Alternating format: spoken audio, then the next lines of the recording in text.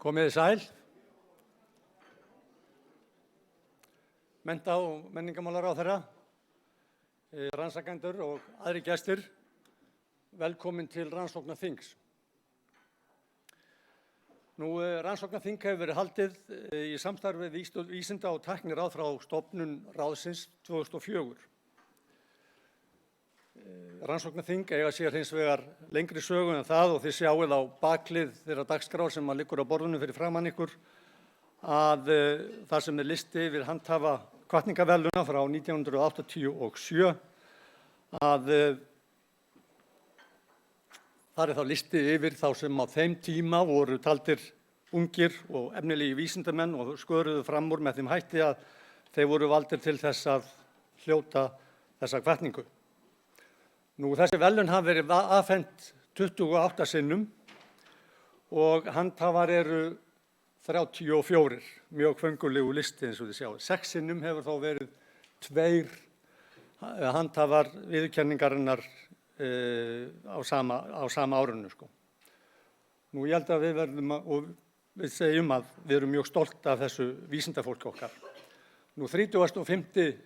einstaklingurinn verður hlýtur hvatningarverðlaun hér í lok fundarins og verða viðurkenningin afhent af formanni Vísinda- og tækniráðs, Katrínu Jakobsdóttur, forsætisráðherra. Áður en til þess kemur að þá ætlum við að fjalla hér alþjóðlegt samstarf, áherslur og tækifæri í rannsóknum.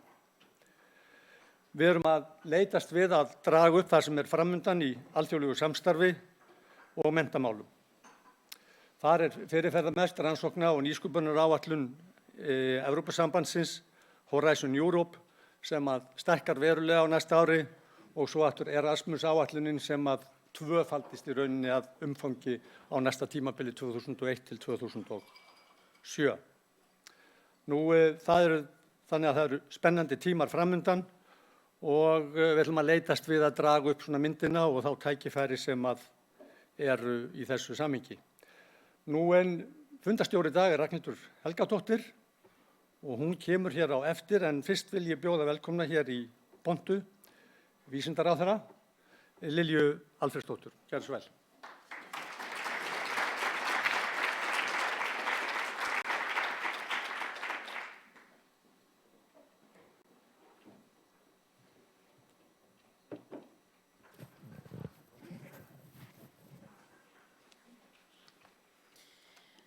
Ágætu þinggestir, það er mér sönn ánægja að ávarpa rannsóknarþing 2019 sem að þessu sinni ber yfirskriftina alþjóðlegt samstarf, áherslur og tækifæri til framtíðar. Og það er auðvitað sérstaklega ánægjulegt þar sem Ísland gegnir núna stóru hlutverki á alþjóðavettvangi. Þar sem Ísland stýrir núna í ár formennsku í norrænu ráðherranefndinni og í Norðurskautsráðinu til ársins 2021.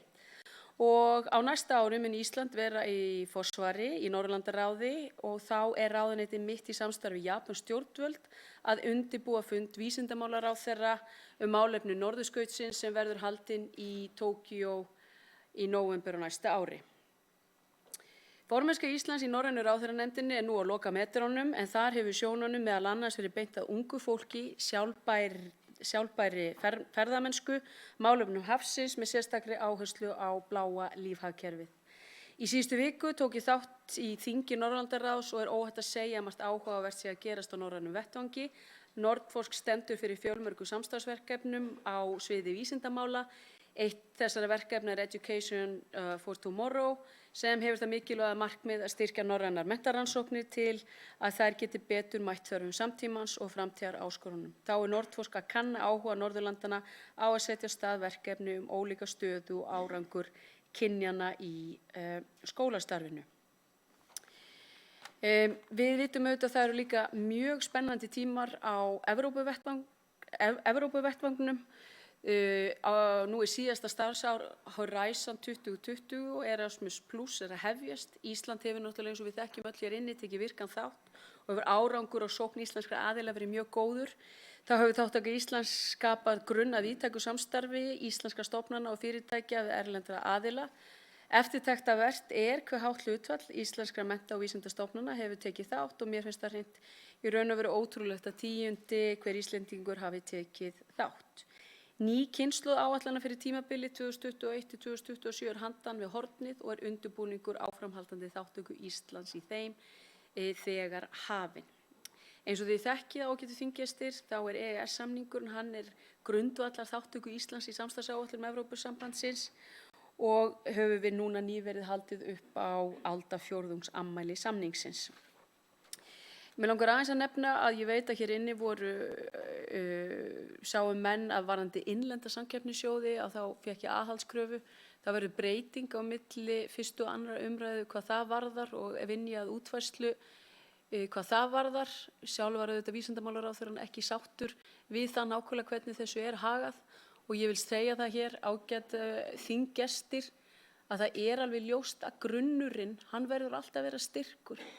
Það að segja, hann þarf að vera góður. Ef við erum með góðar grunnrannsóknir, þá getum við ætlast til þess að nýsköpun og 4. útflutningsstoðin, það að segja sem byggir á hugviti og að tengja saman verk og hugvit, verði í lagi. Og við þurfum auðvitað öll hér inni að halda áfram að leggja ríka áherslu á þetta vegna þess að annars náum við ekki þeim árangri sem við höfum verið að ná. Og ég auðvitað ánægð með það að hafa getað undið eitthvað ofan að þessu og mér sýnist að mestu, ég var á ríkisstjórnarfundi í morgun þar sem við vorum að fara yfir þetta og mínar tillögur til ríkisstjórnarinnar að breyta þessu.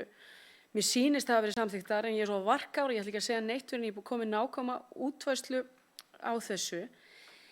En mér langar samt aðeins að segja hérna við þingið og svolítið svona út frá yfirskriftinni, alþjóðlegt samstarf og bara hvar við stöndum í alþjóðlegum samanburði. Við erum að sjá það að í alþjóðlegu menntarannsókninni PISA að bara lesskilningur, náttúrulæsi og stærðfræði að við erum neðst á Norðurlöndunum. Og mér finnst það fyrir ríki sem jafnríkt að mannauði og hagsæld og þjóðartekjur á mann, þetta gjörsamlega óásættanlegt. Og nú erum við að vinna að því að fara í miklar aðgerðir til þess að reyna að vinda ofan að þessari þróun. Og ráðherrann sjálfur fór nú bara í þetta PISA-próf fyrir 3 vikum. Ég ætla ekki að segja hvað niðurstaðan var. En niðurstaðan hins vegar sú að þetta býsna sniðugt próf. Þetta próf reynir á gagnrýna hugsun, þetta reynir á vísindalega aðferðafræði, þetta reynir á djúpan lesskilning, það eru hugtök mikið og reynir mikið orðaforða og þegar ég skoða þetta próf þá fannst mér bara, þið verður afsaka hvað viðmið ég nota, en mér fannst þetta bara vera svolítið 4. bekkjar MR náttúrufræðin sem var að vera að pröfa mig úr, sem þá 10. bekkur. Og ég velti því hreinlega fyrir mér. Erum við að tala um það að við séum svona mikið eftir á skólakerfið, að þetta sé niðurstaðan. Og nú erum við að skoða það á mjög gagnrýninn hátt í mennta- og menningarmálaráðuneytinu hvort að þetta hreinlega sé staðan. Og ég sætti mig ekki við það og þarna þurfa allir, nú ég aðeins að predika yfir vísindamönnunum, ég sætti mig ekki við að þetta sé niðurstaðan. Við verðum ekkert með framúrskarandi samfélag þar sem 30% drengja geta ekki lesið sér til gagns. Staðan í háskólakerfinu er sú að 70% útskrifaðara eru konur. Hvar eru strákanir? Þetta auðvitað ekki í lagi og við erum auðvitað að vinna að því til að mynda. Ég mjög stolt af þeim aðgerðum sem við erum að fara núna að nýliðun kennara. Að við séum að horfa á 50% aukningu á milli ára og aðgerðum sem við förum í til að mynda að gera 50 ára á starfsnámi. Fara í sértækar aðgerðir með það að veita styrki. Og í stað þess að það skorti hugsanlega 1600 kennara árið 2032 út frá færnispá, þá erum við að horfa upp á 170. Samfélag sem getur ekki haldið utan starfsumhverfi kennara, það á sér enga framtíð. Og ef við getum ekki hugað að því að umgjörðin í kringum mikilvægasta starfið sem leggur grunn að öllum öðrum störfum, þá erum við að gera eitthvað rangt. Og við getum verið hérna alveg að spjallað og spekingaspjalla og allt það. En ef þetta er ekki í lagi, gott fólk, þá verður það ekkert framúrskarandi samfélag sem drögum að okkur hæfileikaríkt fólk og fólk vilji vera á Íslandi. Erum við búin að sjá nýjustu tölur í Hagstofunni varðandi aðflutning til landsins? Hvernig heldur samsetningin sé?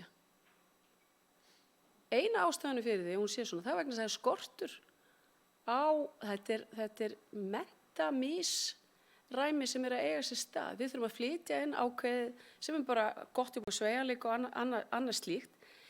En við erum ekki einhvern veginn að búa til kannski það sem atvinnulífið og kannski það rannsóknarsamfélag og þannig samfélag sem við viljum vera.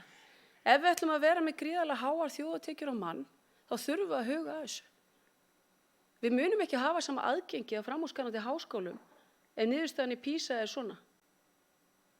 Þannig að ég ætla nú kannski aðeins að vera hressari, en mér bara stendur ekki á sama um þetta. Mér stendur ekki á sama um það að skólakerfið okkar sé að dragast aftur úr, því ég veit hvað er mikil inneign í íslensku samfélagi. Og þarna verðum við öll að taka höndum saman og passa upp á það að börnin okkar séu að fá framúrskarandi menntun. Ég vil líka nefna það að það er mikill munur á höfuðborgarsvæðinu og landsbyggðinni.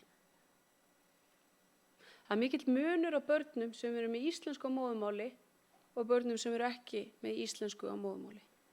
Það er mikill munur á stelpum og drengjum.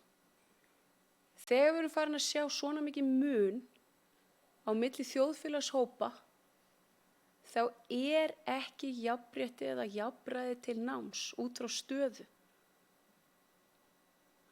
Og núna er ég að láta fara yfir það bara hreinlega við munum kynna umfangsmikla aðgerðaáætlun í byrjun desember. Eitt af því sem ég mun einblína sérstaklega á námsgögn. Við getum ekki ætlast til þess að kerfið okkar sé betra en það námsgögn sem kennararnir þurfa að nota. Og ég er að fara í það mjög gagnrýninn hátt. Við þurfum að efla náttúrufræðikennslu, við þurfum að efla stærðfræðikennslu og við þurfum að fjölga íslensku tíma. Það eru færri móðurmálstímar kenndir á Íslandi en á Norðurlöndunum. Það eru færri tímar kenndir í náttúruvísindum en á Norðurlöndunum.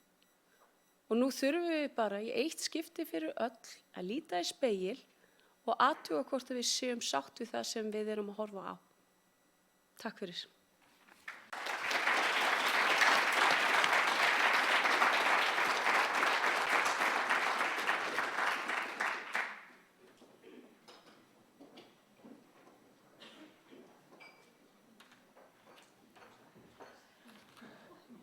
Kæru þinggestir, leið og við þökkum menntamálaráðherra fyrir þessa nauðsynlegu og hressandi og skemmtilegu ræðu. Þá sem er verðug opnun á nákvæmlega þetta þing, þá held ég að það sé kannski ekki eftir neina bíða með að ganga til dagskrár. Og fyrsta atriðið er spurningin hvað er framundan í alþjóðasamstarfi og þar ætlar hún Aðalheiður Jónsdóttir, sviðsstjóri alþjóðasviðs Rannís, að tala næstu samstarfsáætlanir ESB og norrænt samstarf. Alla gjörðu svo vel.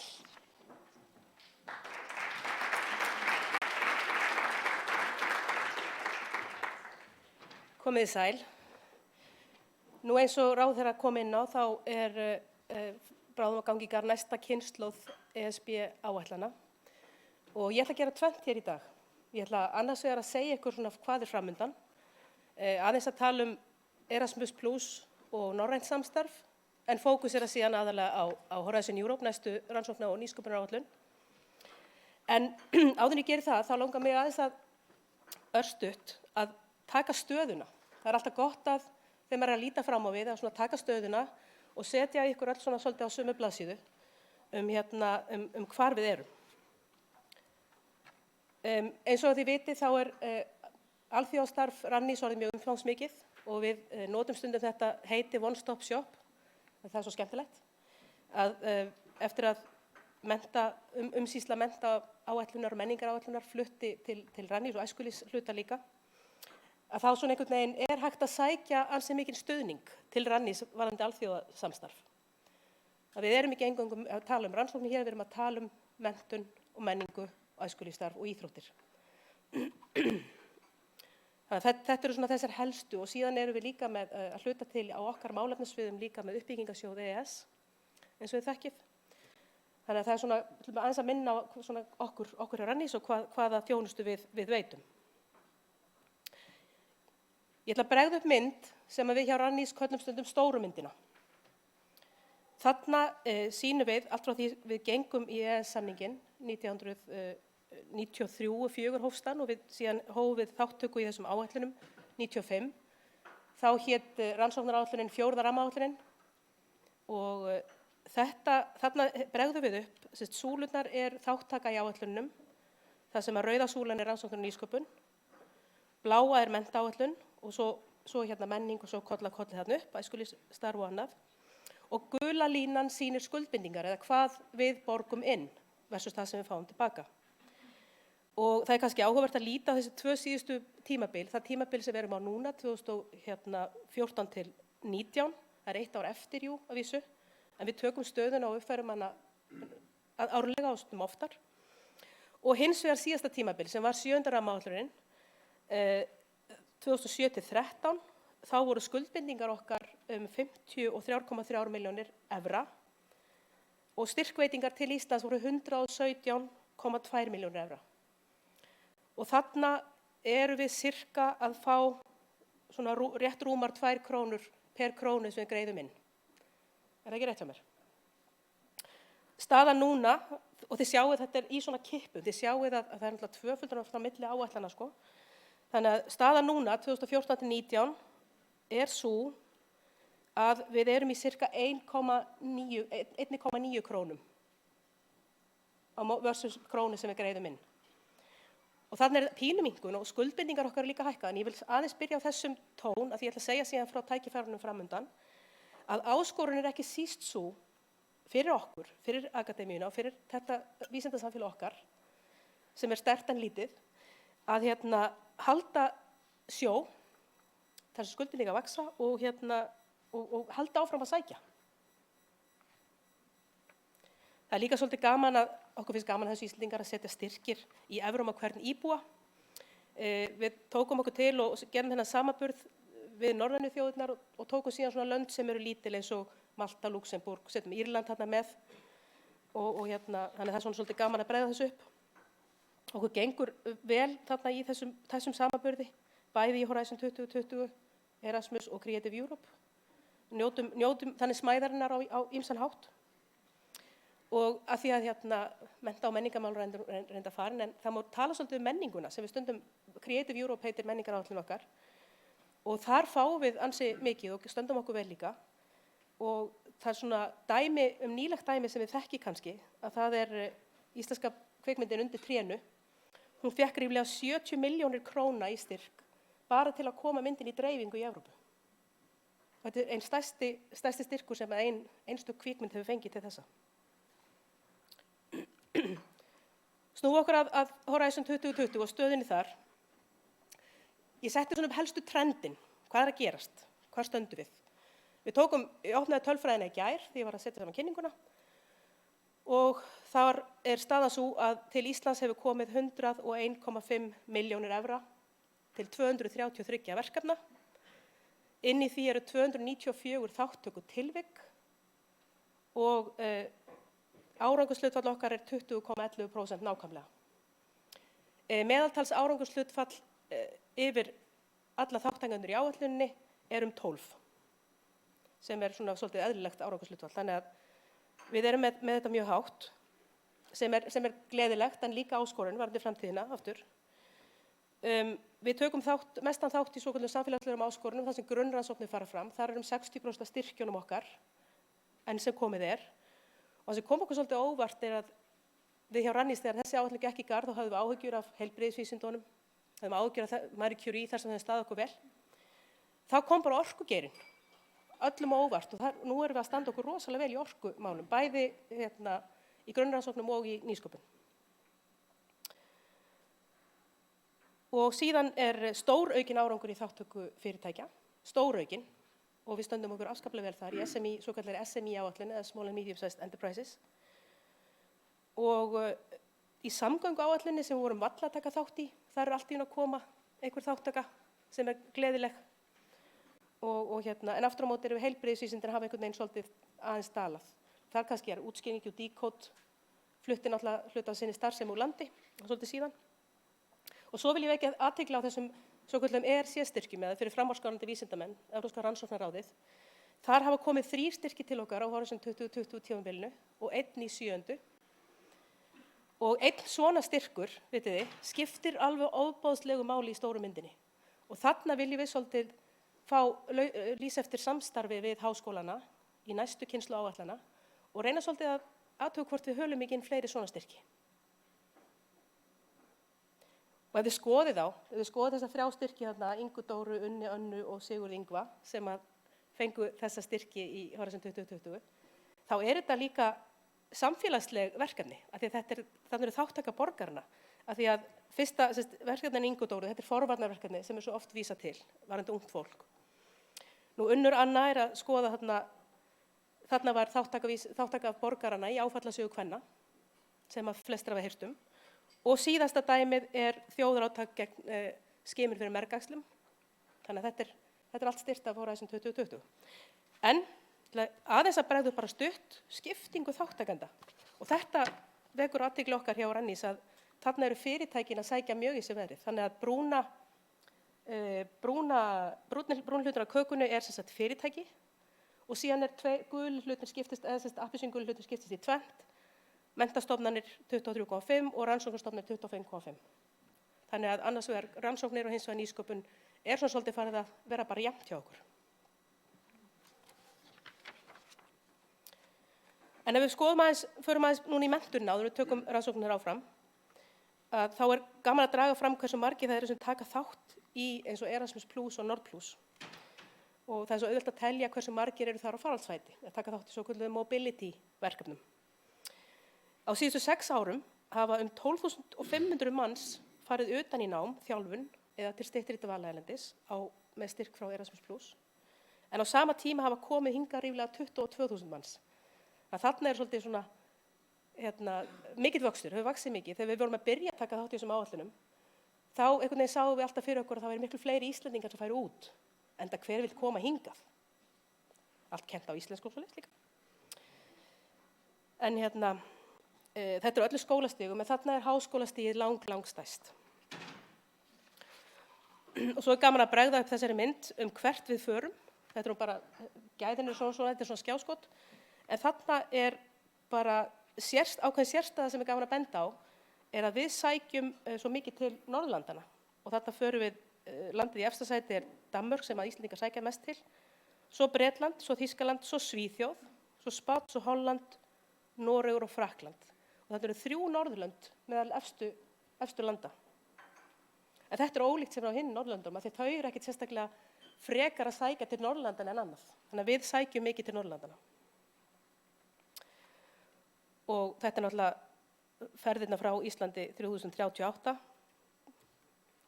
en tilbaka ferðir til Íslands 6250. Og þarna snýst aðeins dæmi við, þarna ekkert endilega Norðurlandaþjóðir. Þetta sé bara Danmörk sem kemst þarna inn á lista, en þarna eru stóru löndin, Þýskaland, Frakkland, Spánn, Bretland, Pólland, Holland og Tékkland. Og Svíþjóð hana líka, reyndar. En það gaman bara að bregða þessu aðeins upp. En lítum til framtíðar, stuttum menntun og stuttum norrænt samstarf og síðan ætlum við að fókusera þá á næstu rannsóknar og nýsköpunaráætlun. Næsta Erasmus áætlun, staðan sú að þar verður að ræða 2 sinnum hærri fjárveitingu. Þannig við þurfum að leggja áherslu á að hærri hlutfall háskólanema fari í skiptinám. Og þetta við erum eingöngu að tala um háskólastigið hérna. Það fullt af öðrum nýjungum en ég eingöngu að fókusera á háskólastigið. Og síðan aukinn sveigjanleiki og það sérstaklega ný aðgerð fyrir doktorsnema sem felst í því að þeir geta tekið alltaf 12 mánuði á sínum doktorsnámstíma erlendis í einu eða brotiða niður í styttri dvalir. Og það verður allt styrt af Erasmus Plus. Þannig að það mjög jákvætt og algjörlega svona nýtt umhverfi fyrir doktorsnema.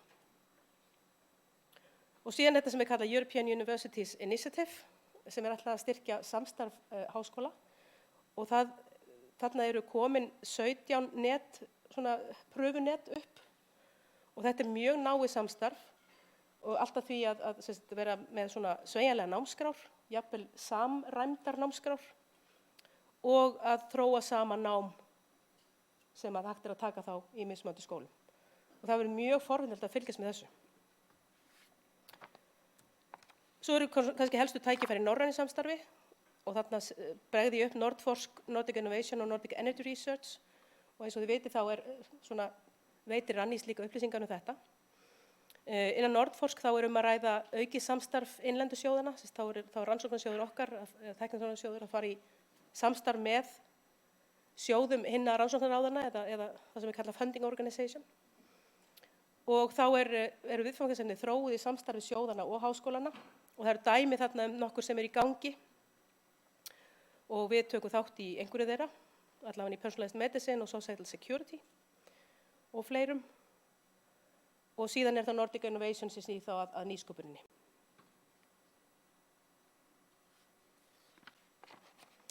En förum þá lítum til framtíðar í næstu rannsókn- og nýsköpunaráætlun. Það eru komnar fram nær fullmótaðar tillögur sem eru aðgengilegar á heimasíðu Horizon Europe. Tillaga framkvæmdastjórnar að mikinn vöxt. Núverandi áætlun tillagan að henni var í 80 milljörðum evra, en það gerð tillaga 100. Nú samþykki sérstaklega fjárlagarammans svona háð þessu sem kallað fjárlagarammi ESB, Multi-Annual Financial Framework. En þrátt fyrir það, þá framkvæmdastjórnin ESB farin á fullt. Þeir fóru snemma af stað, þeir ætluðu að ná þessu í formennsku tíð Finnlands, held ég, ætluðu þeir að komast sem lengst með þetta. En í lok 2020 þá fer Þýskaland með formennsku í ráðherraráði ESB, og það lítur út fyrir að þá verði hún vonandi samþykkt. En svo vitið að það alls konar svona fyrir utan fjárlagarammann, þá eitthvað sem heitir Brexit að flækjast fyrir, og svona litlir svona hlutir eins og það. En þeir eru farnir samt af stað á fullu. Nú helstu markmið, þar eru stór 3 yfirlýst markmið.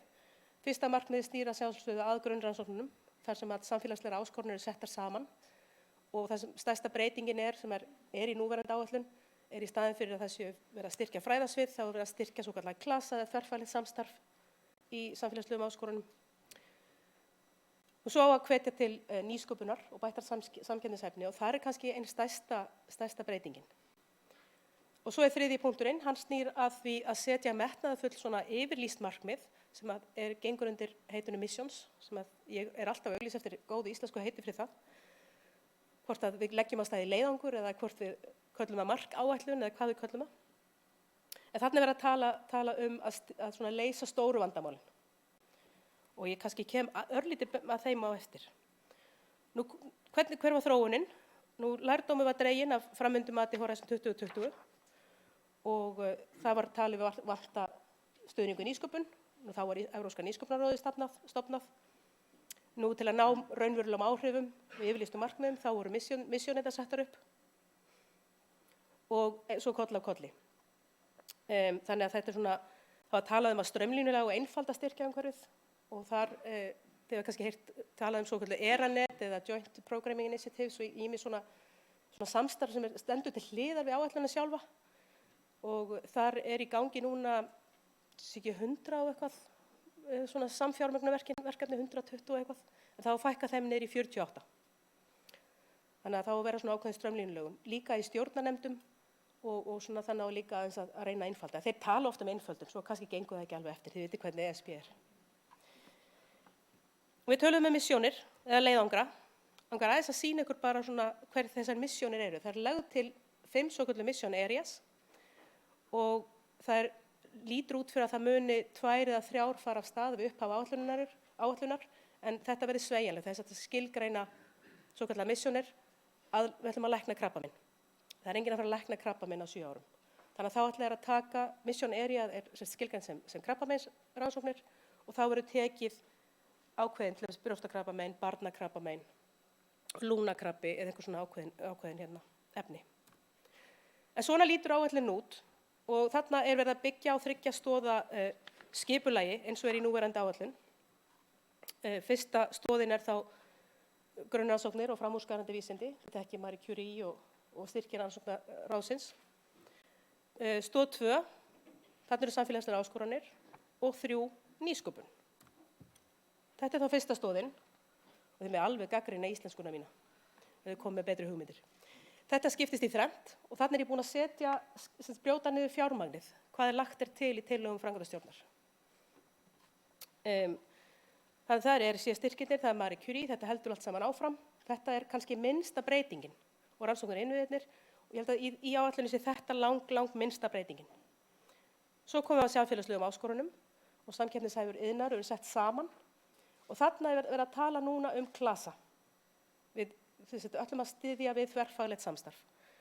Og það heilbrigðisvísindin og það komin sérstakur klasi fyrir menningu, skapandi greinar og samfélög. Þetta það sem við tölum oftast sem hug og fél áætlunina. En þarna hefur aldrei áður verið nefnt sérstaklega skapandi greinar, þannig að það verður gaman að sjá innihaldið þar. Öryggisrannsóknir, stafræn tækni, iðnaður og geimvísindi. Þetta það sem núna kallað Industrial Leadership áætlunin. Þetta allt saman komið þann undir. Og síðan sjáum við til dæmis eins og loftslagsmál, orka og samgöngur. Þetta í dag 3 áætlanir. Það verið að klasa saman miklu meira og þó þetta sé kannski lógískt að blanda saman loftslagsmálum, orku og samgöngum, að þannig finnst okkar fólki það, að þá hefur svolítið verið gagnrýnt að þessi verið að setja saman mjög víðtæk og stór rannsóknarsvið. Og svo það fæðuöryggið, lífhagkerfið, náttúruauðlindir, landbúnaður og annað. Þarna reyndar sjávarútvegurinn ekki lengur í heitinu, allan ekki eins og en þarna höfum við staðið okkur ágætlega. Og þarna setja 52,7 milljarða evra. Þannig að þetta svona langstærsta stóðin. Svo það 3. stöðin, það nýsköpunin. Þarna var vegna gagnrýni á því að Evrópubúar við stöndum okkur mjög vel í grunnrannsóknum, en við erum ekki eins góð og Kínverjar eða Bandaríkjamenn eða Japanir þegar kemur að því að koma hlutum á markað. Og þannig að það verður áhersla á markaðsdrifna nýsköpun og það verður áhersla í gegnum alla þessa stoð að styðja við, þið veitir, nýsköpunarferlið frá upphafi og á markað. Og þeir kallaði vistkerfi nýsköpunar. Síðan svona 4. hluti áætlunar sem liggur svona þvert og það annars vegar víkur að því víðtækari þátttöku kallað widening participation. Það aðallega til að styðja við Austur-Evrópulöndin, Suðaustur-Evrópulöndin sem hefur ekki gengið eins vel og að efla evrópska rannsóknarsvæði. Það ekki allir sem vita hvað þarna verður undir en þeir setja alls konar svona auka aðgerðir þarna undir. Og svona alls konar stuðnings og aðgerðir og reyndar stefnumótun og rannsóknir á rannsóknum. Þannig ég setti bara aftur inn myndina með verðmiðun eins og lít út í dag. Þannig getið séð stoð 1, grunnrannsóknir, samfélagslegar áskoranir, nýsköpun og svo þessi 4. hluti sem liggur þvert. Og þá komum við bara að, ef við klikkjum út með þessu, að við erum búin að sjá að árangurinn góður, við stöndum okkur ágætlega. Og hingað til hefur fjárhagslegur ávinningur verið mun meira en skuldbindingar Íslands. Og eins og ráðherra komað líka, ekki síst hefur ávinningunum verið í formi þekkingasköpunar, nýsköpunar, rannsókna og bara samstarfinu sem við erum í. Og þetta, við vitum það, þetta herbyggi hér, ég er ekki að predika til hinna lærðu hér, að þetta vitum við, að þetta er svolítið erfitt fyrir samfélagið og þá sem halda utan peningabudduna, sem sjá bara krónur og aura. Þetta er svona aðal ávinningur okkar.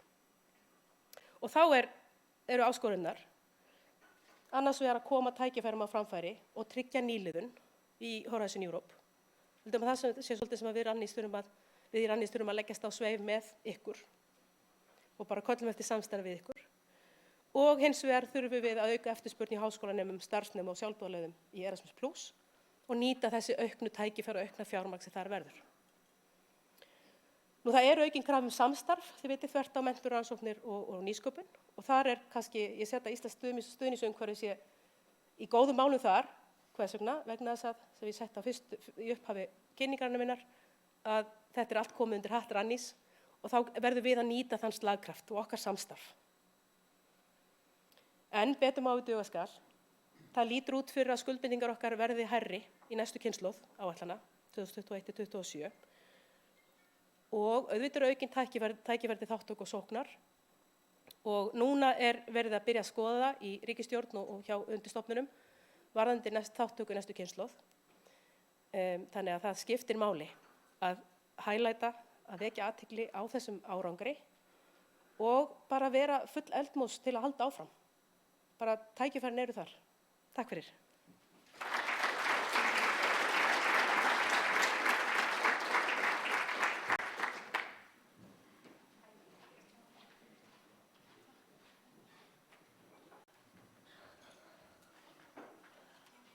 Bestu þakkir Aðalheiður fyrir þetta. Ég spurðist fyrir og mér skilst að til viðbótar við það að fundinum er auðvitað strengt, þá verði þessar glærur aðgengilegar fyrir þá sem vilja.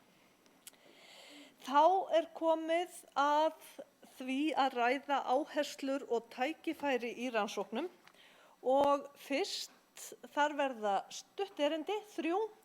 Fyrst ætlar að tala við okkur Margrét Helga Ögmundsdóttir, dósent á heilbrigðisvísindasviði Háskóla Íslands, áskoranir og tækifæri fyrir ungt vísindafólk á Íslandi í alþjóðasamstarfi. Margrét Helga, gjör svo vel.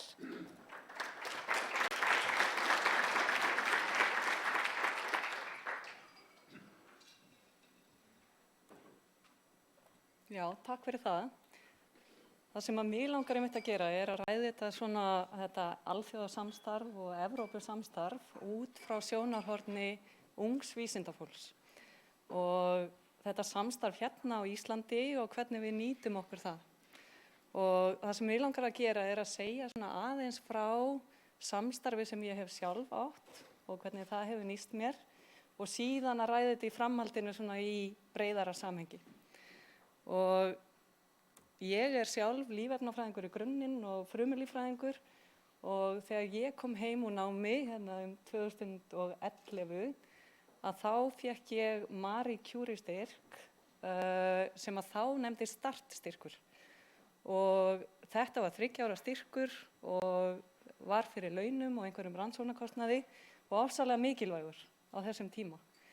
Og síðan hef ég tekið þátt í ýmsu Evrópustyrktu samstarfi og þarna setti ég dæmi kostsamstarf og þar hef ég verið þáttakandi í 2 ólíkum netum og þetta hefur verið alveg ofsalega skemmtilegt samstarf og þetta eru þá ráðstefnur sem eru skipulagðar og hægt að sækja og minni fundir líka og síðan er hægt að sækja fjármagn til nemendaskipta og svo framvegis á milli landa. Og þarna setti ég líka annað samstarf, samstarfsnet sem ég hef verið þáttakandi í á vegum Nordforsk. Og Nordforsk var nefnilega að styrkja svona samstarfsnet og í þessu tilviki, þessu Nordic Autophagy Society, að þarna var svo þetta var svo frjótt umhverfi og þetta var svo skemmtilegt samstarfsnet að það sem gerðist þegar peningurum var búinn fyrir samstarfsnetið var að við stofnuðum síðan formleg samtök byggt á þessu samstarfi. Og ég held að þátttaka í svona samstarfsnetum sé ekki síst svo mikilvæg fyrir ungt vísindafólk til þess síðan að mynda persónuleg tengsl við rannsóknarhópa, öfluga rannsóknarhópa, hvar sem er innan Evrópu eða í Bandaríkjunum og þannig setti ég hérna dæmi slíkt samstarf sem hefur verið mér mjög mikilvægt til þess að í rauninni eiga samstarf í aðferðum sem að við erum kannski að byggja upp hérna eða höfum kannski ekki öll þau tæki og tól hér til þess að framkvæma.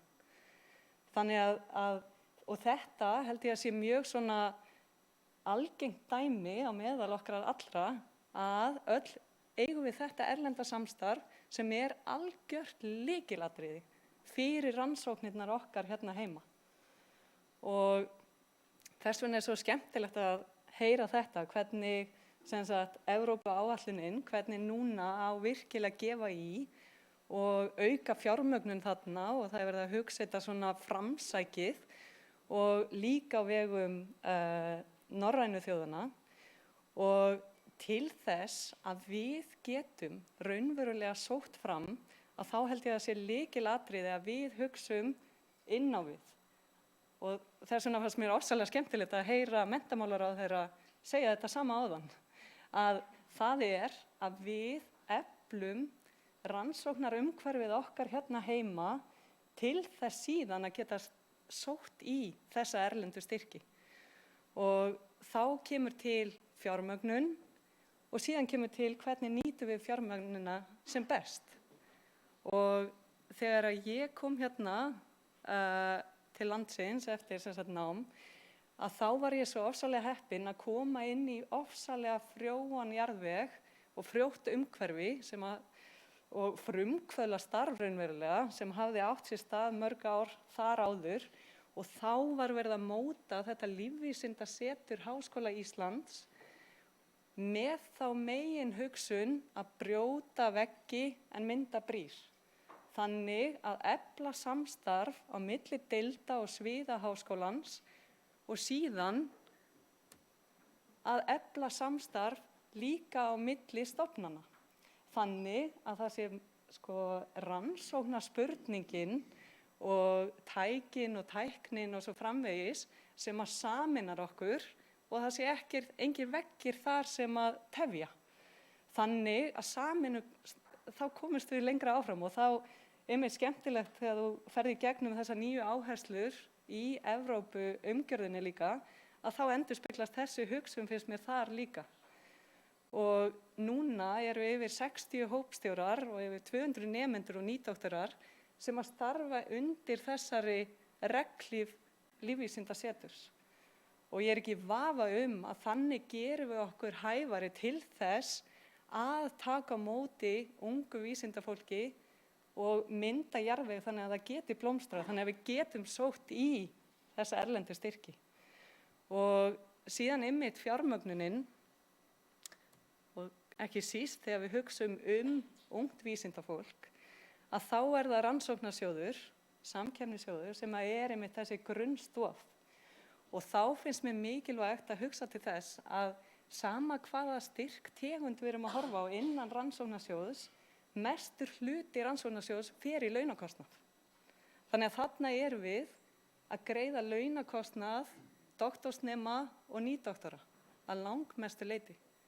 Og síðan auðvitað fara rannsóknirnar fram innan háskólana og rannsóknarstofnanana sem auðvitað líka leggja til fjármagn, það rekstur innviða og laun hópstjóra og svo framvegis.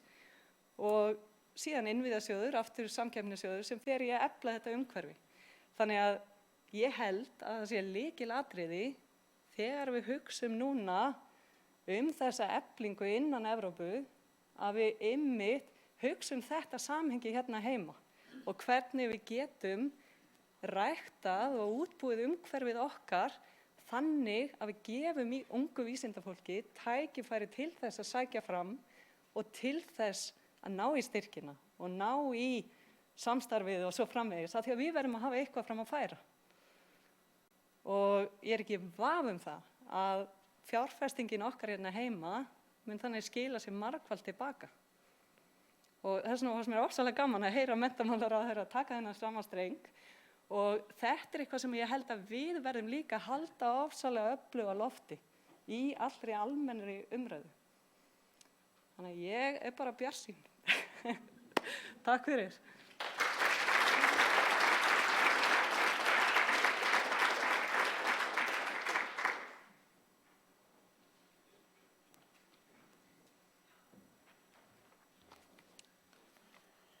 Þá langar mig til að biðja að koma og tala við okkur Erlu Björk Örnólfsdóttur, rektor Háskólans á Hólum, en hún ætlar að tala sóknarfæri sérhæfingar og samstarfs. Gjörðu svo vel, Erla.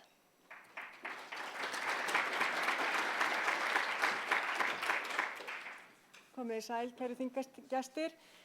Ég vil byrja á að þakka fyrir tækifæri til þess að tala við ykkur og máta Háskólann á Hólum inn í umgjörð alþjóðasamstarfs og það verður nú að segjast eins og að þið munu væntanlega fá svona sama þemað aftur í mínu erindi. Það er gaman þegar að við stöllurnar eru svona vel samstilltar sko. En erindi mitt heitir Sóknarfæri sérhæfingar og samstarfs og ég ætla aðeins að greina ykkur frá því hvernig Háskólinn á Hólum hefur í rauninni byggst upp og hvernig við sjáum skólann þróast til framtíðar í umgjörðinni alþjóðasamstarf. En Háskólinn á Hólum fjölþjóðlegt samfélag. Ég sló þessu upp og þetta nýjustu tölurnar okkar eru þannig að það 22% starfsmanna háskólans eru af erlendum uppruna. Nokkur þeirra eru komið með íslenskan ríkisborgararétt en þetta sú mynd sem við höfum. Af nemendum okkar eru 25% nemenda jafnframt af erlendum uppruna. Meginþorri meistara og doktorsnema sem að leggja stund á nám við háskólann kemur erlendis frá. Og það bæði frá Ameríku, Evrópu og síðan því sem menn eru að hafa hingað til kallað þróunarlöndum. Þessi umgjörð kannski rótsprottin í orðspori fræðigreinanna sem við leggjum stund á við háskólann. Og þetta líka orðspor fræðimannan okkar sem laðar þessa einstaklinga heim að Hólum. Sérstaða háskólans, hún byggir á því að þetta mjög ungur háskóli. Við fengum viðurkenningu fræðasviða okkar árið 2007 sem tiltölulega ungt, þannig að við erum yngsti háskólinn á landinu. Hann á rætur í fræðasviðum í menntun, menningu og sögu svæðisins. Og greinarnar sem eru kenndar í rauðmennsku og reiðkennsla, fiskeldi og fiskalíffræði og síðan kennum við ferðamál með áherslu á dreifbýli, viðburðarstjórnun og stjórnun ferðaþjónustu og móttöku gesta. Nú nýverið hófum við líka sameiginlegar námsgráður í meistaraprófi í fiskeldi og fiskalíffræði, þar sem eru gráður bæði samkenndar með Íslenskum háskóla sem Háskólinn á Akureyri, í samstarfi við Noreg og Svíþjóð og Bandaríkin og önnur gráða sem í sambandi við Bandaríkin og Danmörku. Við erum jafnframt að undirbúa og á síðasta stigi með sameiginlega námsgráðu í ferðamálafræðum við Danmörku og Noreg. Þannig að þarna erum við að fara að sækja fram með fleiri erlenda nemendur. Og lykillinn að þessari velgengni liggur í því að fræðasviðin eru í rótgróinni sérstöðu Íslands. Og þetta rímar mjög við það sem hér á undan hefur verið sagt. Þetta gömul sannindin ekki ný. Við erum með sérhæfingu á landsvísu í samstarfi við aðra. Við erum með mjög skapandi mannauð og áherslurnar á samstarf eru í miklum hávegum hafðar í okkar vinnu. Og það á samstarf við fræðimenn innan Íslands, bæði í öðrum háskólum sem og stofnunum og jafnframt hefur verið mjög öflugt samstarf alla tíð við erlenda háskóla og erlenda fræðimenn. Í Kanada, Bandaríkjunum, meginlandi Evrópu og sem og á vegum Háskóla Sameinuðu þjóðanna. Og grunnurinn liggur náttúrulega í þessari dásamlegu umgjörð okkar sem íslensk náttúra og menning. Og hér getið þið séð vísindamenn í íslensku sumri í snjókomu að skoða hellableikju. Og Háskólinn á Hólum hefur náð framúrskarandi árangri í öflun styrkja úr samkeppnissjóðum á Íslandi. Og það eru gögn frá Rannís sem ég að vísa hér í. Þannig að þau eru opinber á vef Rannís. Þetta ekki bara gort í mér, þannig svo því sé til haga haldið. Og ástæðan fyrir þessu sú að það afburðaumgjörð til rannsókna á þessum fræðasviðum. Og þetta rímar svolítið það sem við talum á eftir og búið að tala hér undan, að við erum með alveg frábæra umgjörð á Íslandi til þess að geta stutt við sókn Evrópubúa í það að kljást við áskoranir framtíðar. Og ég ekki bara að tala um Háskólann á Hólum hér, ég að tala bara Ísland í heild sinni. Við erum bara dæmi hvar við getum sótt fram. Og við höfum farið gegnum 4 bylgjur í fiskeldi tengt rannsóknum. Þannig að fiskeldi hefur komið svolítið og farið. Íslenski hesturinn í brennidepli og mun vera það áfram, bæði út af menningunni og líka tengt því bara að vera í umgengni við íslenska hestinn og hann sem lífveru. Og menningararfur og flóðbylgja ferðamanna, talandi að vera með rauðan titil, er ekki rauði liturinn tískuliturinn í dag, er ekki nýjasta flugfélagið með rauðar flugvélar. Þannig að flóðbylgja ferðamanna, hún á bara eftir að halda áfram. Við erum jafnframt með aðlaðandi umgjörð til þess að draga fólk heim að hólum eða laða það af, við drögum það ekki, þeir sækja í okkur. Það er vel haldið utan einstaklingar sem koma til náms til lengri eða skemmri dvalar og það er bara líka þannig að í fámenni þá er engin einn. Það er góð aðstaða fyrir nemendur og gestafræðimenn til þess að dvelja heim að hólum, en það er líka mjög góð aðstaða til rannsókna, bæði í því sem tengist lífríki umgerðar hestana sem og í fiskeldi og fiskalíffræði. Þannig að aðstaða háskólans er góð til rannsókna og það kemur í gegnum styrkjakerfið mjög stór hluti af því.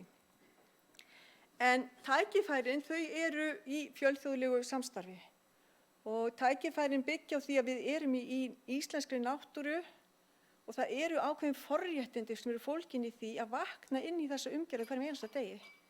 Hafið þið spáð í það? Við erum í ákveðinu forréttindahópi og það er fullt af fólki sem sækir til okkar bara út af því. Og við sjáum fyrir okkur að Háskólinn á Hólum geti lagt sitt af mörkum, talandi bara samstarf hérna, sko í heilsu og heilbrigði. Það tengist bara umgjörðinni sem við búum í. Menningararfurinn sterkur hjá okkur, hnattrænni hlýnun, af því það tengist allum okkar rannsóknum í fiskeldi og fiskalíffræðinni, fæðuöryggi og seiglu samfélaga. Og hvert er hreyfiaflið? Hreyfiaflið er það að við þetta starfa einstaklingar sem vilja stækka heimsmyndina. Og það er áhersla á að við eflum samfélög og það er hlutverk háskóla að vera valdeflandi fyrir íslensk samfélög og einstaklinga. Því mennt er máttur, alveg saman hvað gömul og það er kannski bara gott að flýta sér hægt oft á tíðum. Við heldum sem að ofta flýta okkur svolítið og mikið í gegnum þetta líf. Og samstarf er æðakerfi vísindamanna.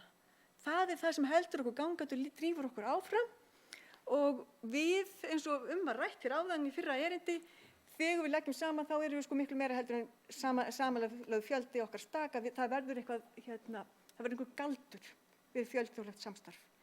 Og við munum þá nýta auðlindir betur sem eru mannauðurinn, sem er aðstæðan og sem er fjármagn. Og þetta gerum við allt með hjartanum. Ef við vinnum af eldmóð og einhug að því sem við erum góð í og sérhæfð, að þá sækjum við fram og okkar samfélag verður mjög sterkt. Og ég vil þakka ykkur fyrir gott hljóð og biðst afsökunar á þetta sé sólarlag. Þetta ætti að fara sólar upprás í tilefni dagsins. Takk fyrir mig.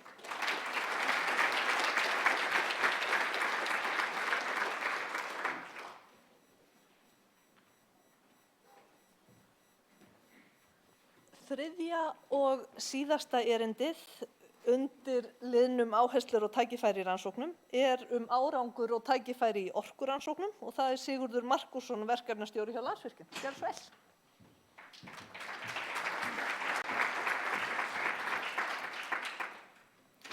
Takk fyrir og takk fyrir að gefa mér tækifæri að segja svona aðeins frá okkar sjónarhorni á þessu. Ég held að þessi stóru evrópsku rannsóknarverkefni hafa gert möguleg ýmis verkefni sem hafa verið fyrirferðarmikil í orkugeiranum og fengið athygli allan heim, að þetta hafi verið lykillinn að koma þessum verkefnum hreinlega á koppinn og þetta hafi kannski brúað bilið á milli þeirra sem eru með hugmyndirnar og þeirra sem geta stundað rannsóknirnar og látið þær verða veruleika. Þannig að verkefni eins og Carbfix upp á Hellisheiði og djúpborunarverkefnið og fleiri, að mörg þessi verkefni hafa farið í gegnum eitt Evrópusamstarfsverkefni og jafnvel mörg Evrópusamstarfsverkefni á leið sinni í gegnum rannsóknarfasann. Og þetta hefur sérstaklega verið mikilvægt fyrir jarðhitann og jarðhitinn er kannski eðli sínu meira tengdur rannsóknum heldur en við séum minna af verkefnum, alþjóðlegum verkefnum í vatnsaflinu, enda kannski sérstaða og aðstaða Íslands í jarðhita mjög einstök, en það hefur hins vegar verið mjög öflug innlend verkefni í vatnsaflinu. Og við hefur mikið fundið fyrir áhuga vísindasamfélagsins á að sækja í innviði orkufyrirtækjanna, nýta innviðina, nýta gagnasöfnin því að við náttúrulega erum með alls konar mælakerfi og rannsóknir sem ná oft áratugi aftur í tíman og þannig að það hefur verið mjög rannsóknar mikil samstarf Landsvirkjunar til dæmis við háskólana og rannsóknarstofnanir í gegnum tíðina. En áhuginn, eins og segi, hefur kannski í okkar tilfelli eins og hjá Landsvirkjun höfum við tekið þátt í mörgum Horizon 2020 verkefnum og sem hafa nánast öll snúið af jarðvarma og þau hafa verið svona á kannski hinum ýmsu greinum, annarkvort í grunnrannsóknum eða tengt hagnýtum þáttum eins og efna á eðlisfræðilegum mælingum eða efna á eðlisfræðilegum eiginleikum jarðhitakerfa og mikið verið að vinna með eins og í kjölfar djúpborunarverkefnisins og í Kröflu þá er mikið búið að fá styrki eins og í tengslu við efnisrannsóknir, kannski fræðasvið sem hefur verið tiltölulega lítið á Íslandi en hefur verið mjög öflugt í nú að sækja styrki og er ákveðið lykilatriði eins og fyrir orkugeirann að þoka jarðhitanýtingu áfram yfir á kannski nýtt stig við hærra hitastig og þarna er svona þetta lykilþekking sem þarf að skapa á Íslandi og það fjármagn sem er komið inn í þær rannsóknir er nánast einvörðungu úr þessum Horizon 2020 áætlunum. Og svo hefur verið mikill áhugi líka að svona samtvinna kannski rannsóknir og innviði okkar og eldfjallarannsókna. Það hefur verið mikið farið fyrir því undanfarið að nýta innviði orkufyrirtækjanna á svona eldfjallasvæðum. Enda kannski þú berða saman eldfjallafræðinga sem stundar rannsóknir á eldfjalli sem er einhvers staðar fjarlægt mannabyggðum og þau þurfa að gista í tjaldi og annað eða þú stundar rannsóknir á eldfjalli þar sem er búið að bora 40 djúpar holur og þú getur ekki heitan mat 3 sinni á dag og farið í heitapottin í lok dags. Þannig að það er ekki skrítið að menn sæki í svona innviði. En þetta hefur verið mjög nátengt okkar starfsemi sérstaklega síðasta áratuginn og ég held að þetta hafi elt mjög rannsóknarstarf orkugeirans í heild sinni og margir sem hafa unnið í þessum verkefnum hafa svo endað á því, unnið kannski sem doktorsnemar eða postdokkar í þessum rannsóknarverkefnum, hafa svo endað á því að ef þeir fara ekki í akademíuna að enda í störfum hjá orkufyrirtækjunum og við erum mörg, þar með að ég sjálfur með sem sagt, hafa farið í doktorsnámi tengt sem sagt, með Horizon styrk og farið svo yfir í orkugeirann. En við finnum það að ef eitthvað þá er áhuginn á samstarfi við okkur að aukast og það sem hefur reynst okkur einna verðmætast kannski í þessu er að hafa svona miðlægt samstarfsverkefni sem Georg jarðvarmaklassi sem er svona rannsóknar vettfangur samstarf orkufyrirtækja og tengdra fyrirtækja sem eiginlega hefur aðstoðað okkur og leitt saman fyrirtæki og leitt saman erlenda aðila og orkugeirann og á eiginlega svona heiðurinn af mörgum þeim verkefnum sem við höfum tekið þátt í og tengt saman aðila og dregið inn og slíkt. Og ég held að þetta sem eitthvað sem Rannís kom að á sínum tíma að koma Georg á koppinn. Og þetta er eitthvað held ég sem aðrir geirar ættu að horfa til að svona skapa vettfang þar sem fyrirtæki og rannsóknaraðilar eru leiddir saman og þar sem þau eru hægt að sækja stoðþjónustu og mögulega vera með ákveðið batteri sem hreinlega rekur verkefnin og hefur frumkvæði að verkefnum. Þannig og það er oft kannski eins og í orkufyrirtækjunum kannski frekar ólíklegt að við sjáum okkur fært að fara og leiða verkefni og sína frumkvæði að fara á stað með ný verkefni en með aðstoð svona miðlægra battería þá er það mögulegt. En ef við horfum svona kannski á þau tækifæri sem við sjáum framundan þá er þessi áhersla kannski hjá orkugeiranum eins og hjá öllum og kom fram í kynninguna á Horizon Europe er þessi áhersla á kannski svona heildrænu nálgunina og sjálfbærnina og samfélagslega þáttinn og það á ekki síður við hjá okkur og þar fyrir orkugeirann er samstarfið gríðarlega mikilvægt og við höfum séð eins og í nýlegum verkefnum sem Landsvirkjun hefur tekið þátt í þá höfum við svona verið kannski að víkka út svona rannsóknarfókus okkar bara úr því að vera mjög flest verkefni okkar kannski áður verið mjög tæknileg yfir í því að vera með kannski meiri samfélagslega og efnahagslega nálgun líka í verkefnunum okkar og verið kannski svona með meira kerfislegri nálgun á okkar starfsemi í landinu og það hlutverk sem við gegnum í samfélaginu. Og við finnum mjög mikinn áhuga bara á því, hvaða hlutverk auðlindirnar sem við nýtum, hvaða hlutverk geta þær spilað í að skapa lífvænlegri aðstæður hér á landi og sjálfbærara samfélag. Og þetta er svona svo kannski áhersla sem við horfum mikið til og þar á meðal, er þetta að nefna verkefni eins og að bæta nýtingu jarðvarma, þar sem eru gríðarleg tækifæri að nýta orkuna betur, að nýta orku sem er framleidd innanlands til að knýja samgöngur, hvernig getur orkugeirinn orðið kolefnishlutlaus og iðngreinar á Íslandi orðið kolefnishlutlausar. Það er eitthvað sem við höfum ekki spáð í og svo nýorku möguleika eins og vindur og fleiri greinar, þannig að þó það sé nú kannski ekki flokkið sem nýorka á flestu stöðum, þá höfum við nú flokkað þessi nýorku svona út af því að það hefur ekki byggst upp á Íslandi að miklu leyti. Og svo eru þessi samfélagslegu þættir sem fara alltaf að skipta meira og meira máli inn í verkefnum og þó það séu tæknileg verkefni líka í grunninn. Og dæmi 2 verkefni sem við erum svona að taka þátt í núna er til dæmis eitt verkefni sem við tökum þátt í gegnum samstarfsverkefni sem við erum í á Norðurlandi sem heitir Eimur. Það verkefni heitir Crowdthermal og snýr að því að horfa á ný fjármögnunarlíkön á jarðhitaverkefnum eða verkefnum sem stuðla að sjálfbærni. Og þar er Eimur til dæmis að reyna að skoða möguleikann á bættri nýtingu á jarðhita með því að byggja með svona samfélagslegri fjármögnun á gróðurhúsum. Hvort að bara hreinlega samfélag getur komið saman og fjármagna gróðurhús innan ákveði svæðins til að efla matvælaframleiðslu á því svæði. Og þetta er svona algjörlega kannski ólíkt því sem við höfum áður verið í þessu tæknilegu verkefni. Þetta snýst eiginlega mun meira að gera svæði sjálfbærari og auka svona og bæta nýtingu.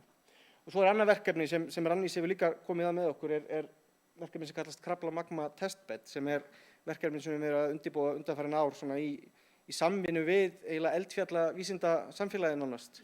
Þar sem er verið að horfa til að samtvinna mjög eldfjallarannsóknir og jarðhita nýtingu í einhvers konar svona rannsóknar innviði sem getur verið að heimsmælikvarða í Kröflu, þar sem við byggjum á því sem við höfum lært í djúpborunarverkefninu og öðrum stórum rannsóknarverkefnum í Kröflu.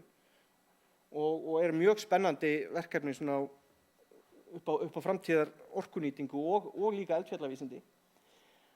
Og svo held ég að eitt af stóru tækifærunum okkar liggi í ónýttri orku og matvælaframleiðslu. Þarna held ég að svona með aukinni áherslu á sjálfbærni og að allt sem við gerum og þær vörur sem við framleiðum og annað sé sjálfbært, þá held ég að matvælaframleiðsla og orka á Íslandi sé grein sem við þurfum að leggja miklu meiri áherslu á og efla rannsóknir og annað eins og rektor Háskólans á Hólum kom inn á. Það er komið. Takk fyrir.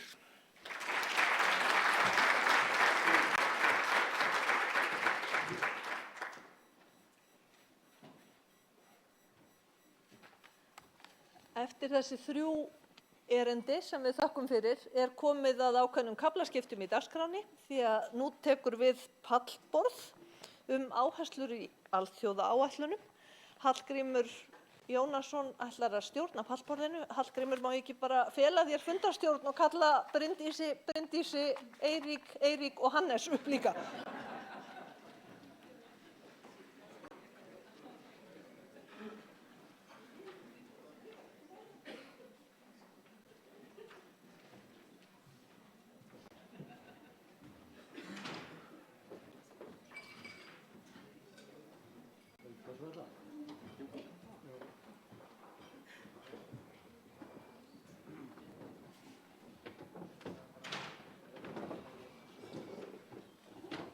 Já, þessu slökk.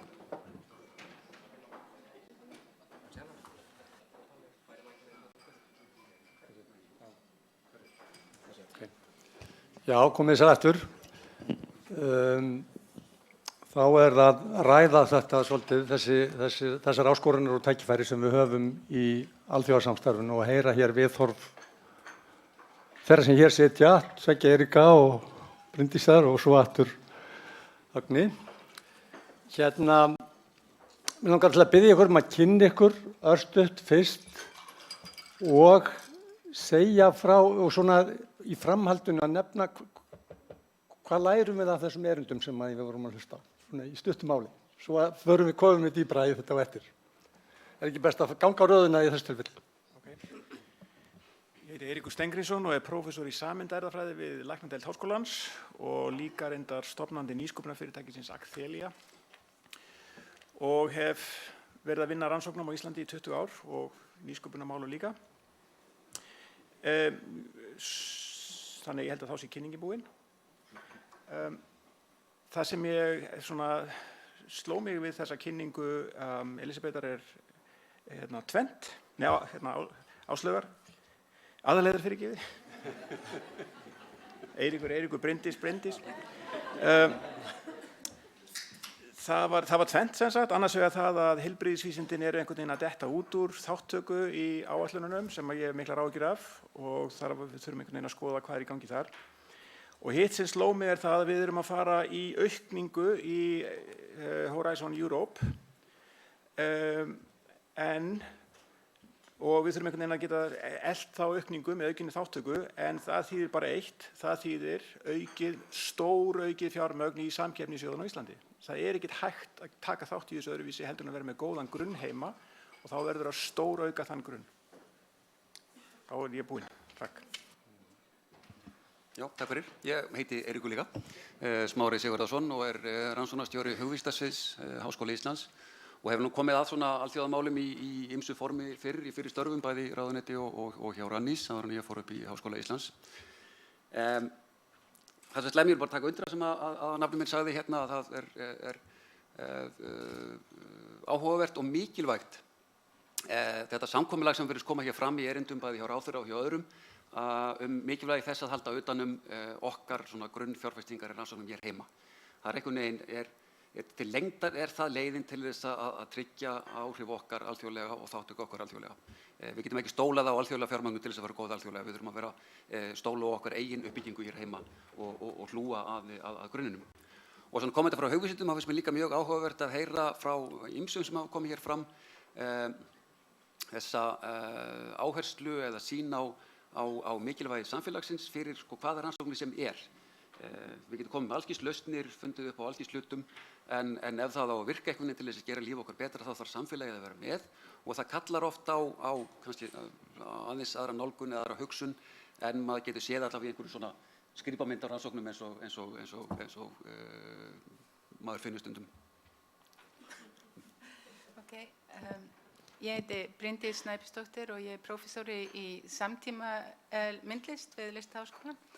Og ég kem að þessu og er kannski hér sem fulltrúi Listaháskólans þar sem að ég hef sjálf tekið þátt í nokkrum rannsóknarverkefnum, bæði erlendis, þar sem ég var áður í Svíþjóð, þar sem að ég tók þátt í samstarfsverkefni þar sem myndlistin var inni í vísindasamstarfi, þar sem var verið að rannsaka það sem var kallað plöntublindni og síðan er ég líka með verkefni hér núna á vegum Rannís og aðeins smávegis inn í verkefni sem er hérna í hugvísindadeild Háskólans sem þáttur af. En það sem kannski kemur upp í huga minn þegar að ég er búin að hlusta á þetta og verandi hér núna sem að það er náttúrulega mikil bara ánægja að sjá að listirnar eru komnar hér að borði þekkingarinnar og ég held að það sé mjög mikið, þetta er mér mikið hjartans mál að við séum á þessum punkti og ég held að það sé hægt að notfæra sér þetta á miklu meiri og fjölbreyttari hátt heldur en að við kannski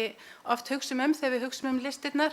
Það er að segja að listirnar eru ekki, kannski ekki bara til einhvers konar nýsköpunar, það sem að upp er fundin einhvers konar hlutur sem að síðan stendur fyrir sínu eða hefur það hlutverk sem honum er ætlað í tengslum við rannsóknina heldur það er bara þessi listræna hugsun sem er svo mikilvæg inn í samstarfið, hvernig eins og Eiríkur var að tala hérna áðan, hvernig er hægt að koma að því að koma svona aðeins öðruvísi að borðinu og ég held að listin sé einmitt og þessi listræna hugsun sé einmitt alveg kjörið þar á þeim grundvelli.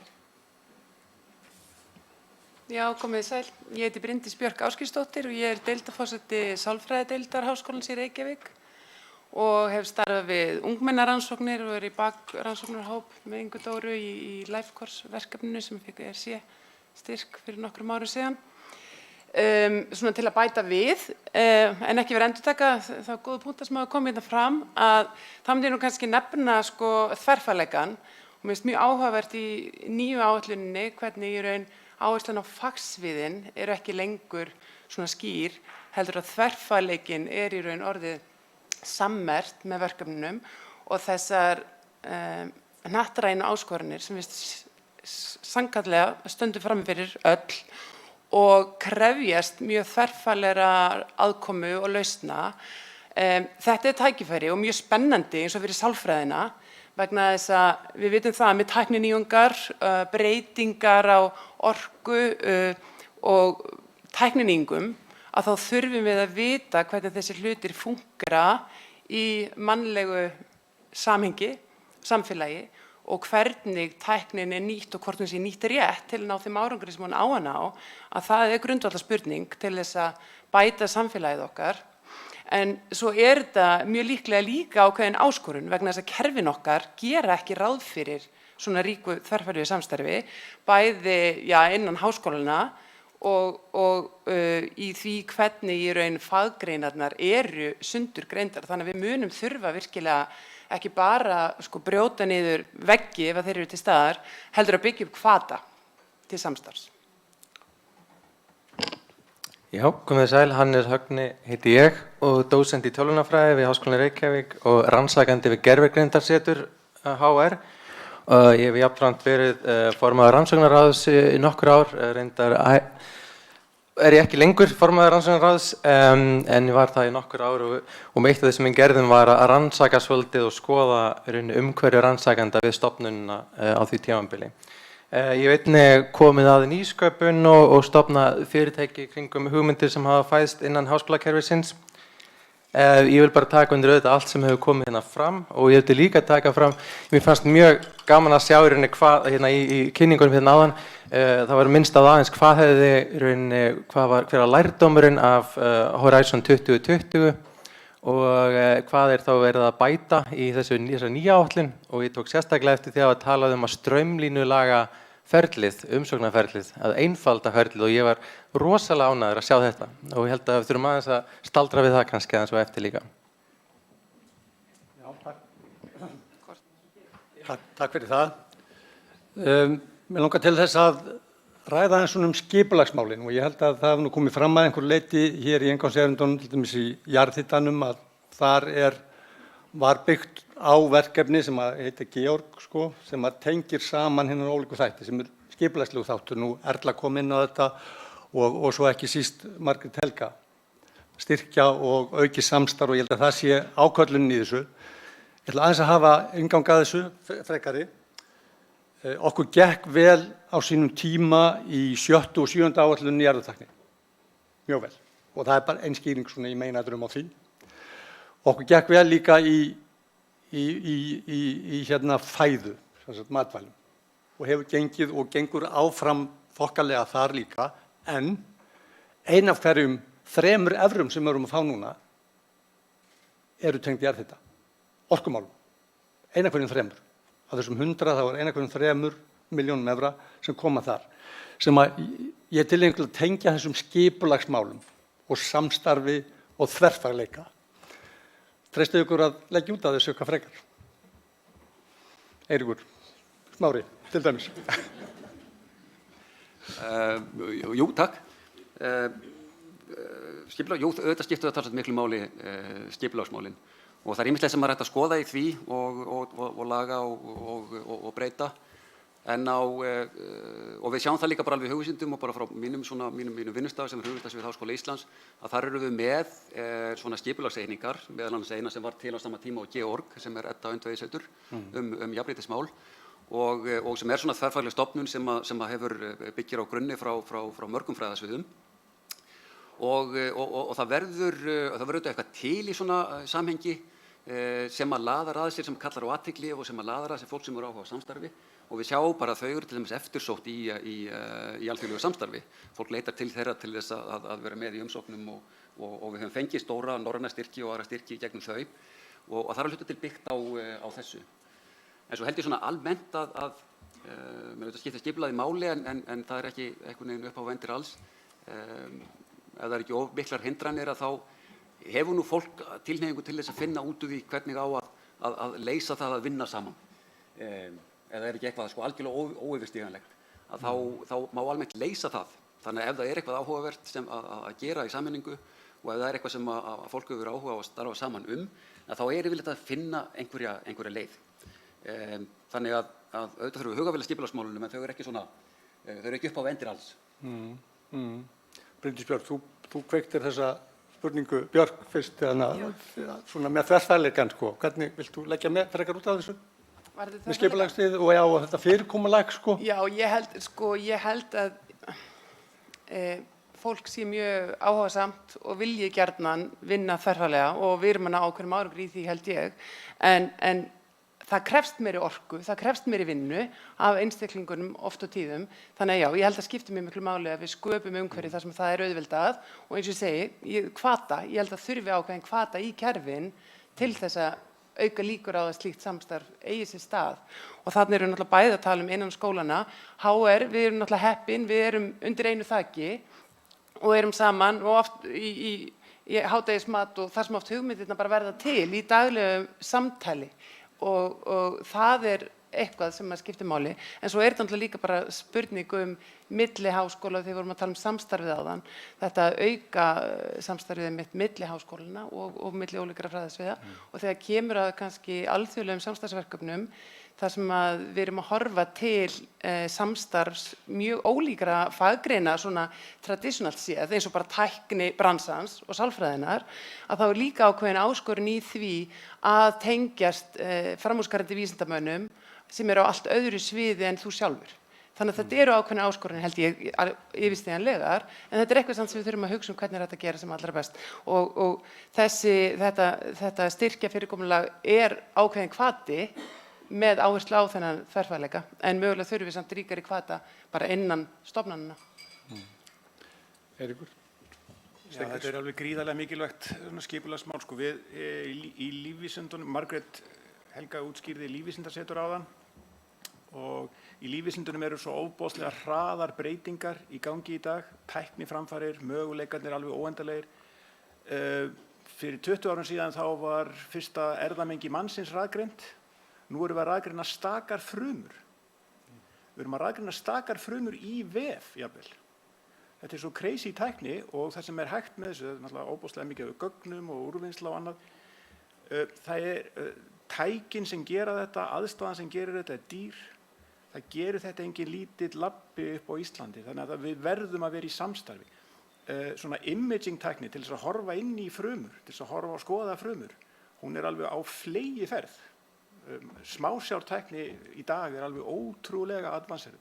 Til þess að geta keypt eina svona smásjá, þær kosta $1 million að minnstakosti, stykkið. Til þess að geta verið með, þá þurfum við að vera betur skipulagð og við þurfum að vera í samstarfi við HR og við erum það með lífvísindasetur, við erum með samstarfi við Keldur, við erum með samstarfi meira sem við Háskólann á Akureyri. Og þar var maður sem vissi ekki að væri til konfókal smásjá á Íslandi, hann fór til Austurríkis og þegar hann frétti af okkar smásjá þá kom hann bara til Reykjavíkur. Þannig að þetta skiptir óbúslega miklu máli og við erum að reyna að gera þetta en vísindin halda áfram á fleygiferð og við þurfum að halda einhvern veginn í þetta þannig að við þurfum að skipuleggja okkur eiginlega jafnvel ennþá betur. Ég held að þetta sé alveg gríðarlega mikilvægt atriði. En Hannes, nú gengur svona upplýsingatæknin þvert á öll þessi svið sko. Þannig að það eru endalaust tækifæri fyrir þig eða hvað? Já. Og fólk á þínu sviði. Það má segja það sko, það er allstaðar tækifæri, það er rauninu og kannski of mörg tækifæri og erfitt að velja sko úr og það er alltaf þannig á endanum, þú þarft að velja og þá einhvern veginn raðast þetta svolítið í forgangsröð eftir í hvar náttúrulega er auðveldast að nálgast peningana og það hefur verið svona tiltölulega þægilegt að nálgast það hérna á Íslandi en miklu stærra skref að fara út að sækja peningana og ég held að þar sé kannski bara að það er svona að við sjáum mestu tækifærin að einmitt upplýsingatæknin og allt þessi tækni sem er að þróa hérna á Íslandi. Við erum kannski að vissuleyti að þróa tækni af illri nauðsyn hérna upp á Íslandi til þess að vera í sambandi við umheiminn meðal annars, þannig að það er ekki svo ákveðin sérstaða sem við höfum á þessu sviði. Við staðum okkur mjög vel á þessu sviði en eins og við förum kannski ekki eins mikið út og að sækja peningana á þetta svið og þá er einmitt þess að við tala með það rétt áðan stuðningsumhverfið mjög mikilvægt. Þetta verði jafn auðvelt, jafn þægilegt og að fara og senda inn rannisumsjón. En Bryndís Snæbjörnsdóttir, nú ert þú hér fulltrúi fyrir svið sem er nú nýtt í þessum heimi svolítið, sko, allavega hér á landi. Ég skal ekki segja sögun erlendi, sko. Já, nei, mér dettur nú bara í hug í samti við að auðvitað eru að skipuleggja hlutina mjög vel og að vera í svona samstarfi og sérstaklega þverfaglegu samstarfi sem myndlistarmaður, það þarf svolítinn tíma til þess að skapa traust á milli greina og að það sé verið að vinna vel og rétt með það sem er á borðunum og allir hvar þeir eru að koma að hlutunum. En mér dettur í hug í samti við það sem að listin er náttúrulega svo góð að gera, það er þessi tengsl við samfélagið og opna upp og sýna hvað er fyrir til dæmis. Og ég hef nú einu af mínum verkefnum haft það tækifæri að vinna með efni myndir úr þessum sem kallað SEM-skanner sem er rosalega svona rafeindaskannari sem að ég þurfti að fara til Gautaborgar til þess að nota mín sambönd í Gautaborgar háskóla til þess að fá að nota hann. En það hvernig við notuðum þær myndir, það opnaði algjörlega augu fyrir hjá starfsfólkinu í Gautaborgar háskóla sem vinnur með þetta tæki. Þannig ég er bara svona aðeins að draga fram hvað myndlistin getur með sinni svona, og listirnar almennt með sínum, að því það náttúrulega býr í öllum listunum, þar er þessi tenging við samfélagi. Því að ef það er engin áhorfandi eða engin áheyrandi, þá er engin list. Þannig að þetta er svona það sem er byggt inn hjá okkur og þannig að kannski á þennan hátt getur þetta þverfaglega samstarf milli greina. Þarna getur listin komið að, jafnvel þótt að sé eins flóknu málefni eins og einhvers konar jarðeðlisfræðilegu verkefni. Já, takk fyrir það. Ég er nú ennþá svolítið í fortíðinni en okkur hefur gengið vel undanfarin ár og Aðalheiður gerði ágætlega grein fyrir því að svona mælikvarðinu við fáum fleiri evrur eða krónur tilbaka en við greiðum, sko, sem er vissulega ákveðin mælikvarði. Hins vegar eru þetta mælikvarðin á hvað fáum við annað, hvað fáum við í þekkingu og tækniyfærslu í gegnum þetta sem að skiptir þetta megin máli og með hvaða hætti styrkir þetta vísindin hér á landi. Ok, við fáum 2 tilbaka meðan við fáum borgum eina. Einhverju hluta vegna því kannski hafi skýring á því. Við erum með hærra success rate en Norðurlöndin, öll. Við erum með 20% á meðan þeir eru í kringum 15%, frá 13 til rúmlega 15. Við hljótum að vera svona klárað, við þurfum ekkert að hafa fyrir þessu eða hvað. Og grunnurinn af þessari spurningu er sko, við höfum ágjörð næsta áætlun. Hún mun kosta okkur á ári 3 milljarða á ári, frá með 21 sko. Og ef við ætlum að fá tilbaka, ég segjum bara 50% meira þá því það 4,5 milljarður sem er mikið af peningum sko. Við horfum með svona, ég segi ekki áhyggjum en það þarf að kynna þetta og efla þetta til þess að það séu líkur á við náum árangri sem skiptir máli. Er eitthvað sem treystir sig til þess að þetta er ekki spurning til eins aðila en svona að leggja út af þessu. Okkur gengur vel. Mun það vera áfram.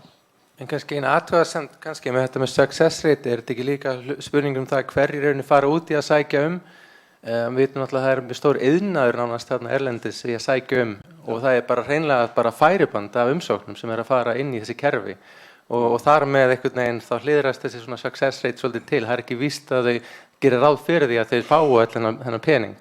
En hérna á Íslandi þá er það er bara allt eða ekkert svona viðhorfið sko. Þá eru bara, það er mjög hár þröskuldur skulum við segja sem gæti þurft aðeins að hugsa Já, okkur gengur til dæmis mjög vel í iðnaðarhlutanum. Hagnýtum, þið sjáu það, 45% af styrkjum til landsins eru tengt fyrirtækjum og þar einmitt fyrirtæki sem á stóran þátt í því að hjálpa þessum fyrirtækjum að sækja þessi peningar, sko. Það kannski eitt sem að mér dettur í hug í þessu sambandi, sko, þegar maður að velta því fyrir sér, sko, þessi stóru styrki sem við höfum verið að fá, að það kannski, það myndast svona ákveðin lærdómur við það að fara í gegnum svona ferli. Nú styrkirnir eru þannig að fólk sækir mörgum sinnum í röð áður en að það séu í raunhafar líkur að fá styrkin. Þannig að það er heilmikil vinna og þjálfun og lærdómur sem felst í reynslu þessar einstaklingar sem hafa farið í gegnum það ferli til dæmis, og það er eitthvað sem að aðrir búa að, og það er áhugavert að sjá hvernig þeir styrkir raðast. Þetta er svona heilbrigðisvísinda styrkir og fólk sem að vinnur nokkuð náið saman, og kannski er það ekki tilviljun. Þannig ég held að við höfum klárlega að nýta reynslu þeirra sem hafa verið að fá þessa stóru styrki og til þess að fá fleiri til að feta í sömu fótspor, vegna þess að þetta er heljarinnar vinna og mikið ferli að fara í gegnum, og maður þarf að gera ráð fyrir að þetta sé langhlaup í mjög mörgum tilvikum. Ok, talandi ERC-styrkina sem er svona akademiskistu hlutin af þessari áætlun, að þá samanborið við hinn Norðurlöndin, og auðvitað er það ekki alltaf sanngjarn samanburður, að þá erum við svona heldur eftirbátar við Norðmenn og verulegir eftirbátar við hinn 3 löndin, sko. Við erum sömuleiðis með mun lægra hlutfall úr fyrstu stoðinni en allar þessar hinnar 4 Norðurlandaþjóðirnar. Hvernig getum við, og ég veit að það vantar meiri pening í sjóðina, sko, en hvað annað getum við gert, sko, til þess að styrkja okkar þátt þarna, og þá er ég að tala um akademiska þáttin, sko. Og það er þá minna samstarf, þetta eru einstaklingar sem fá þessa styrki. Þetta eru prívat styrkir, stærstu styrkir í nálægðu okkur allavega, sko. 2 milljónir evra, eða svo. Eiríkur. Já, bara stutt þetta. Þó að þetta sé svona akademíski styrki sem að kalla á minna samstarf, að þá held ég að við getum grætt mjög mikið á miklu meira samstarfi þessa tegund af sókn. Einmitt af því að þetta kallar á svo mikla vinnu yfir svo langan tíma, þar sem að reynsla og þekking safnast upp bara við að sækja og þar getum við gert meira, og þar eru stofnanirnar innanlands ekki í samkeppni hverju við aðra beint, heldur eru við í samkeppni við aðra í Evrópu, þannig að það er engin hætta á að við séum eitthvað að taka hvert af öðru. Þannig ég held að það sé mjög eitt sem við getum byggt upp. Annað sem hefur oft verið nefnt í sambandi við sérstaklega ERC-styrkina og ýmsa aðra stóra erlenda styrki, og sem að væri æskilegt að taka upp hér en hefur ekki orðið að veruleika ennþá, að það sé einhvers konar backup styrkir mögulegir á Íslandi fyrir þá sem að sækja, sem að ganga langt í því, gengur ágætlega, gengur mjög vel kannski en fá ekki styrk. Það er mjög hvetjandi ef þú veist að ef þú gerir þetta virkilega vel, leggur virkilega miklu vinnu í þetta, það eru sárlega líkur að fá styrkin, en þú fáir samt eitthvað út úr því. Sem þú getur þá byggt á í einhver ár eða til þess að halda áfram að byggja upp sókn. Þannig að þetta hefur verið svona á dagskrá í einhver ár en það hefur ekki orðið ennþá. Annað sem ég held bara, fyrst ég er svona komið með orðið sem var stutt, sem að væri svona æskilegt held ég að byggja upp aftur, sem að var til staðar hérna einu sinni en hefur minnkað svolítið, til þess að tryggja betur tengslin við rannsóknarsamfélagi þegar það verið að meta vinnupakka og áætlanir og svoleiðis, að það er að hafa öflugt svona einhvers konar bakhópastarf. Það sem að fólk frá stofnunum kemur saman og fær snemma upplýsingar það sem er að koma. Þetta var svona misöflugt, þetta er fræðasöm hérna áður en það hefur svolítið dottið niður. Þannig að ef við höfum áhyggjur af því að hvernig okkur mun ganga í næsta áætlun, þá er þetta eitt sem væri hægt að taka upp á einhvern hátt til þess að fólk sé svona betur upplýst og meira með á nótunum fyrr í ferlinu.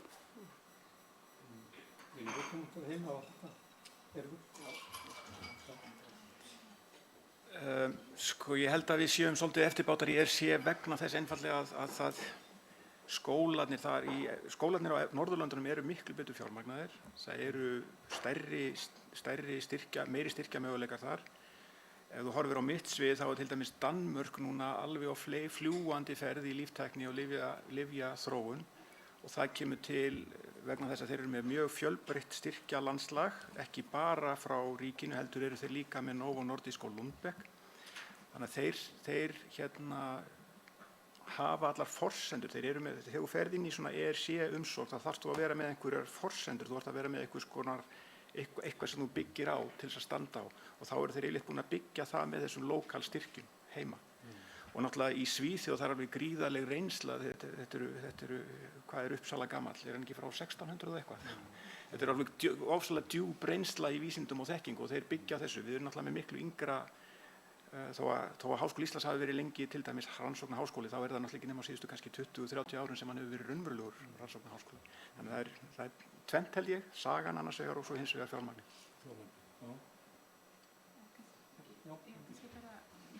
Kannski aðeins að bæta við þarna, koma listunum aftur, að það náttúrulega er mikið og ríkt lista- og menningarlíf hér sem á sér langa og mikla sögu, en það sem kannski aftrar okkur svolítið í Listaháskólanum er það að það er ekki ennþá möguleika að vera með doktorsnám, þannig að Listaháskólinn þarf að sitja tilbaka í mörgu af svona umsóknarferlum, eða það eru þá aðalega einstaklingar innan stofnunar sem geta farið áfram með eitthvað svona verkefni, en í stað þess að leiða sem að við erum svo sannarlega að gera í menningunni hér á Íslandi, hún er að verða á alþjóðavettvangi, bæði kvikmyndaveröldin og svo líka myndlist og bara ýmsar fleiri greinar, tónlist og bara nefnum þar allar.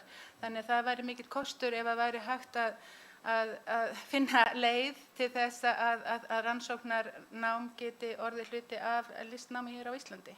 Og þannig getum við betur tengst við aðra stofnanir erlendis líka. Ég langaði að bæta við þess að ég hef verið svona að lesa mér til svolítið ERC undanfarið og hef verið að skoða þessi möguleika að fara á stað með umsókn þangað. Hef líka verið að skoða svona landslagi, hvað eru menn að segja ERC þarna úti, og eitt af því sem hefur verið sagt frá með þetta sé svona Robin Hood in reverse, af því að það sem að gerist er það að þú tekur peningarna á ERC og lætur allt saman til Cambridge, af því þeir eru að fá langmesta peningunum. Ef þú skoðar löndin sem er að fá peningana, það er Cambridge, það er UK, það er Bretland, það er Þýskaland, það er Sviss og Frakkland. Og þegar þú skoðar stofnanir þá er þetta Cambridge, Oxford og CNRS og þannig að það eru þessar öflugu, sterku stofnanir sem er að taka til sín peningana, og það er vegna þess að þeir eru með aðstöðuna, þeir eru með tæknina til þess að byggja undir þetta fólk. Þannig að ef við ætlum að fara að efla ERC þá þurfum við að hjálpa fólki til þess að komast á þennan stað og geta sótt. Hafa einhvern svona stökkpall til þess að stökkva. Það var náttúrulega eðlilegasta spurning, sko. Eigum við að forgangsmeira í úthlutun fjár úr þá sjóðunum til þess að byggja upp ákveðisvið? Er það sem við erum að segja kannski? Já, kannski já, einhver leyti. Þetta passar rímar náttúrulega rosalega vel við umræðan innviðastyrki og breytingu á því fyrirkomulagi, að við séum að skoða innviðina í stærra samhengi og til lengri tíma á ákveðnum sviðum á Íslandi. Og það er akkurat þetta sem kom inn að, sko, þetta með í rauninni samfelluna í rannsóknum, að þetta sé ekki svolítið bara á þessu. Við erum svolítið bara að gera þetta bara fyrir daginn í dag, lifa á stuttum styrkjum, stuttum verkefnum sem að enda síðan og við missum allt fólk frá okkur, byrjum aftur á reit 1 eða 0 fyrir næstu rannsókn og svo framvegis. Og það er á milli koma tímabila sem er nánast ekkert hægt að gera.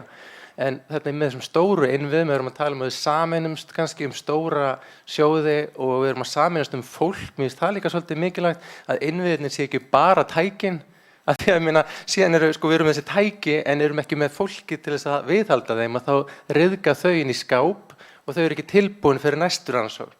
Við þurfum að hugsa um allt þetta umhverfi og það er þetta sem þessi skólar eru bara með heilu stofnanirnar í kringum ákveðin rannsóknarsvið. Já, ég kannski bara var aðeins að hugsa um annað í tengslum við þetta með doktorsnámið, út af því við vorum að tala um svona hvað vakti athygli á nýju styrkjunum, og mig langar bara að segja, ég er mjög ánægð að sjá í Erasmus-áætluninni með þessa svona auknu áherslu á doktorsnámið, og ég held að fyrir Ísland geti það bara verið mjög mikilvægt vegna þess að við náttúrulega erum tiltölulega fá og með litla háskóla og erum að byggja upp doktorsnám sem ég tel eins og það sem við erum að gera í HR, bara vera á mjög háum standard, en þetta er kannski það sem að helst þarf að vinna betur að og bæta í, og það er að tengja doktorsnemana betur alþjóðlega og bæði varandi námskeið og ráðstefnur og þetta með meiri sveigjanleika og nánara samstarf við háskólana sem þá getur bæði falist í kennslu á öllum skólastigum en líka þá rannsóknarsamstarfi. Ég held að það sé mjög gott fyrir okkur og mikil tækifæri þar fyrir nemendur okkar. Eiríkur Smári, ok. Bara örstutt sko forgangsröðun og áherslur í fjármögnunina heima með tilliti til þess hvað við viljum gera svona alþjóðlega og bara í heiminum, að þá þarf þetta forgangsraða ýmsan hátt og markáætlanir eru mjög góðar og við erum mjög ánægð með markáætlun í tungutækni sem ég held að sé mjög mikilvæg fyrir okkur og þar höfum við eitthvað fram að færa síðan alþjóðlega fyrir upp í staðið. En það er líka mjög mikilvægt að forgangsraða í þágu grunnrannsókna til langs tíma, þannig að það sé hægt að halda þeim við og byggja þær upp. Þannig að við fáum fólk sem sé að gera eitthvað sem hefur áhuga á og kann, því að það eru þeir sem að fara inn síðan og vekja athygli og hafa erindi í eitthvað eins og ERC. Þannig ég bara leggja áherslu að það er ákveðin forgangsröðun sem við þurfum líka að halda vel utanum. Er hætt á að flutningur doktorsnámsins hérna heim að stórum hluta að það dragi úr þessum möguleikum okkar til framtíðar, sko? Og þá horfi ég aftur á Erasmus möguleika sem er hjá að það er hægt að fá Erasmus styrk í alltaf 12 mánuði fyrir stúdent, nokkur sinnum til þess að efla þetta, sko. Já, einmitt, og ég held að þetta sé bara mikilvægt tækifæri í ljósi þess að doktorsnámið er að byggjast upp hér á landi. Það eru þá kannski hlutfallslega færri sem eru að fara í doktorsnám annars staðar og komið þá þekkingu erlendis frá hingað heim sem hefur ákveðin styrkleiki íslensks menntakerfis held ég, að þá er þetta þá tækifæri sem ákveðin mótvegi þar og til að byggja það upp sterkari tengsl og samstarf við öfluga háskóla á mörgum levelum, sko, bæði þá kennslulega, menntunarlega séð og rannsóknlega séð. Já. Fleiri? Já, bara mjög ákveðið praktískt dæmi kannski að við fáum marga nemendur náttúrulega frá öðrum Evrópulöndum til okkar og þau vilja síðan komast í skiptinám jafnvel sem eru þá þegar erlendir hjá okkur en þau eru flest að horfa til Bandaríkjanna og það vantar algjörlega inn í þessa umræðu í rauninni er hvaða möguleikar eru þar að þau vilja komast í skiptinám til bandarískra háskóla. Þannig að við þurfum að skoða það líka einhvern veginn í þessu samhengi og kannski er einhver smá áherslubreyting í nýja áætlunum samstarf milli Evrópu og Bandaríkjanna en það er ekki mjög fyrirferðar mikið í því sem maður er búin að sjá nú þegar.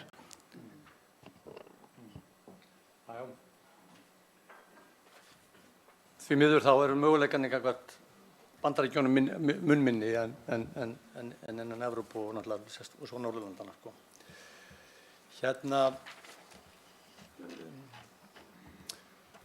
Varðandi, ég ætlaði nú ekki að spyrja fleiri þetta ERC en ég held að sko það á erindi í þennan hóp kannski alveg sérstaklega vegna þess að við höfum nú sett upp þetta þing svona með áherslu á háskólana og ekki á stofnanir og ekki fyrirtækin. Við erum svo tókum þátt í nýsköpunarþingi þar sem fyrirtækin taka meiri þátt, sko. En það er augljóst í núverandi áætlun að háskólarnir eru mjög duglegir líka í samfélagslegu áskorunum sem eru þarna, þessi 20 áherslur í núverandi áætlun og nú mun þeim fækka og verða einungis 10 eins og Aðalheiður fjallaði áðan.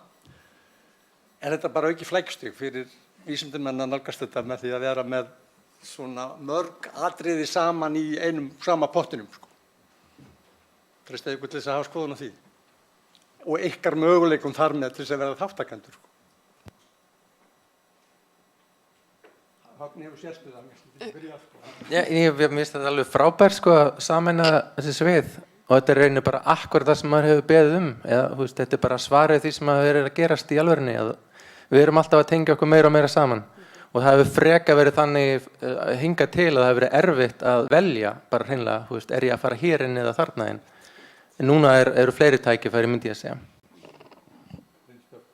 Já, það var eins og ég kom inn á áðan, ég held samt að það geti komið upp svona kannski óvæntar áskoranir, þannig að ég held að við þurfum allavega að búa grund til það, en það er engin spurning að þetta er, held ég allavega, þangað sem við ættum að vera að fara. Það er bara, held ég, hafi blasið við í all nokkur tíma og þá er allavega gott að áætlunin er þá komin með umhverfi sem hendar þeim áherslum, sko.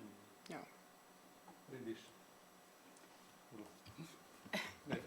Ég veit nú eiginlega ekki hver ég get svona, ég veit nú eiginlega svona hver ég get bætt við, en ég held að ég meina, eins og ég sé þetta þá sé þetta ekki sem eitthvað svona flækjustig en kannski þá er það þannig að myndlistin kemur að í mörgum af þessum verkefnum, eða ég ætti ekki að segja myndlistin bara, það er listin almennt, að þá er það oft þess að opna þessa tengingu fyrir inn í almenningi og það er það sem að margir sækjast eftir því að við viljum er það ekki að fólkið í landinu, almenni borgari, skilji hvað við sem erum hérna inn í háskólasamfélaginu erum að fást við.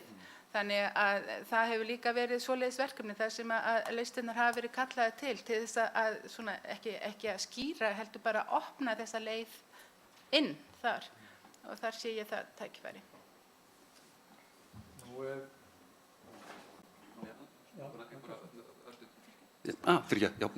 Takk.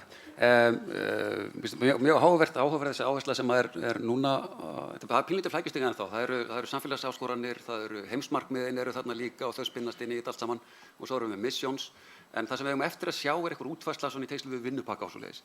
Og ég held að það er raun og veru ekki fyrir en við sjáum það eitthvað form á því sem að við vitum hversu mikið er að breytast eða hvort það sé yfir höfuð eitthvað að breyta. Því að það hafa oft verið einhverjar svona hugmyndur að stokka upp og gera þetta allt svolítið öðruvísi, en svo þegar til kastana kemur og það er birt prógram og kallað eftir umsóknum, að þá er allt bara svolítið líkt og það var. Þannig að ég held að nálgunin sé mjög áhugaverð, en við eigum eftir að sjá hvað áhrif hún hefur á kall eftir og auglýsingar eftir umsóknum og hvaða tækifæri verða þar. Þannig að það er svona, við bíðum eftir því svolítið. Þú heyrðir nú efasemdir aðallega hérna áður hvort að maður þetta gangi eftir í mitt með þessum hætti eins og lagtur upp með. Hérna í þessari áætlun er svo aftur fjallað þætti sem að þá heita partnership og svo aftur missionir og aðalhliður nefndi nú þessar missionir eða ég held að við kjósum að kalla þetta markáætlunir eða leiðangra markáætlunir ágætt og þarna eru þá aðlögun á loftslagsbreytingum, krabbamein, heilbrigði hafsins, loftslag og loftslagshlutleysi og svo heilbrigður jarðvegur og matvæli Eru þetta raunveruleg tækifæri fyrir okkur?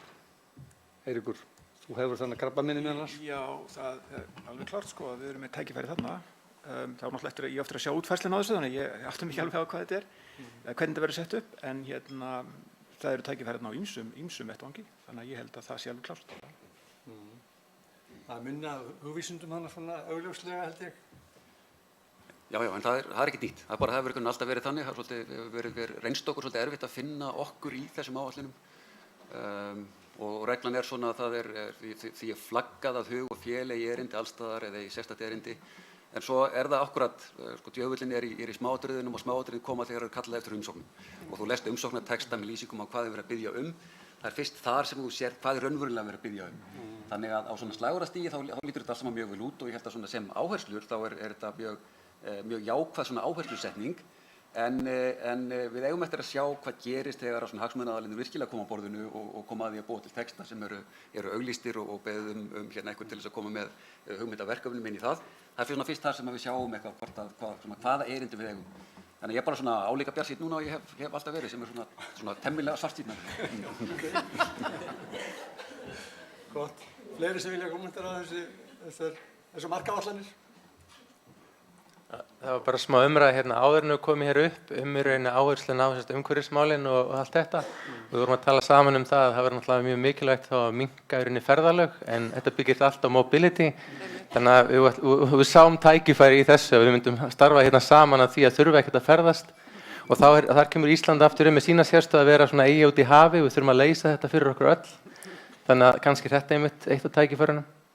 Já, það eru ákveðnar kannski þversagnir eða mótsagnir í auknu samstarfi og ég meina það er náttúrulega ákveðin áskorun út af fyrir sig. Hvernig ætlum við að auka samstarf og nánara samstarfi við alþjóðasamfélagið en á sama tíma að vera að vinna þessu heildræna markmiði, loftslagsmáluna og orkuskiptana. Já, þannig að. Já. Eitt af því sem við höfum áhyggjur af er að svona eins og þessi áætlun er lögð upp og okkur finnst að við sjá það kristallast því að það liggur fyrir starfslýsing fyrir þann kommissar eða þann yfirmann sem er yfir rannsóknum hjá Evrópusambandinu og titillinn þar er Innovation and Youth. Það er ekki talað rannsóknir eins og kemur orðið rannsóknir fyrir í textanum frekar Ekki grunnrannsóknir spesifíst Eftir að hafa kynnt ykkur þetta, hafið þið áhyggjur af þessari þróun sem þarna er í gangi?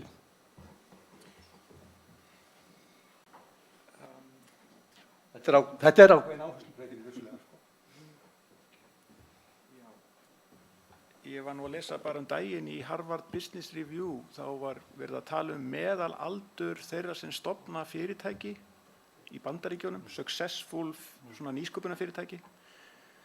Og maður hefði haldið svona miða við það sem presenterað í blöðunum að þetta væri einhver 20 krakki í bílskúr í Bandaríkjunum.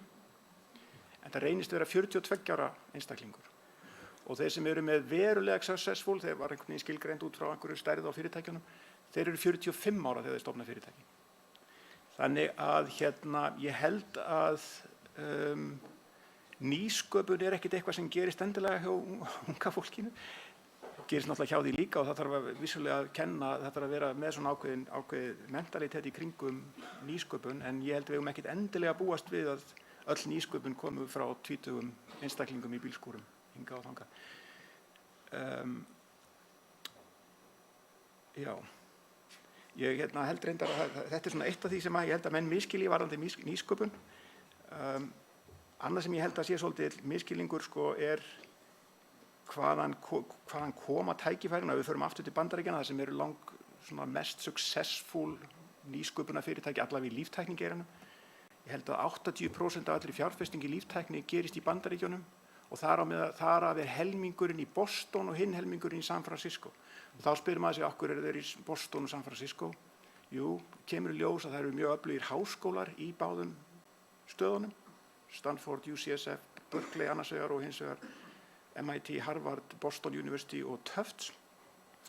Og af hverju skiptir það máli? Jú, rannsóknirnar gerast í háskólanum. Hvaðan fá háskólarnir fjármagn til að gera rannsóknirnar? Þeir fá það frá bandaríska ríkinu. 85% af rannsóknum í háskólanum í Bandaríkjunum eru borgaðar af ríkinu. Það eru 40 miljardar bandaríkjadollara sem fara bara til NIH, til rannsókna, sem eru síðan deilt út til allra háskóla út allar trissur. Þessir háskólar, Harvard og nokkrir undirskólar Harvard, Dana-Farber og eitthvað svoleiðis, þeir eru númer 1, 2 og 3 í því að draga til sín fjármagn innan Bandaríkjanna. Þannig að þarna erum við með alveg rosalegt powerhouse rannsókna og út úr því verða. Þannig að þessir fjárfestar, þeir eru þarna að labba eftir göngunum og pikka upp góðar hugmyndir. Þannig að þetta er að koma út úr svona starfsemi, þessi byltingarkennda nýsköpun, og hún er einhvern veginn ekki komin af stað, það er svona ákveðna breytingar í Evrópu samt, en við erum ekki komin Evrópa er ekki komin á sama stað og Bandaríkin hafa verið hvað þetta varðar. Þeir meira sem mistu af tækifæri. Ég veit ekki hvort þegar við kannski heyrt CRISPR-tæknina. CRISPR-tæknin er að bylta lífvísindum núna enn einu sinni, það er alltaf eitthvað að bylta lífvísindum. Og hvar var hún fundin upp? Í Alicante á Spáni. Af litlum labba sem átti engan pening reyndar.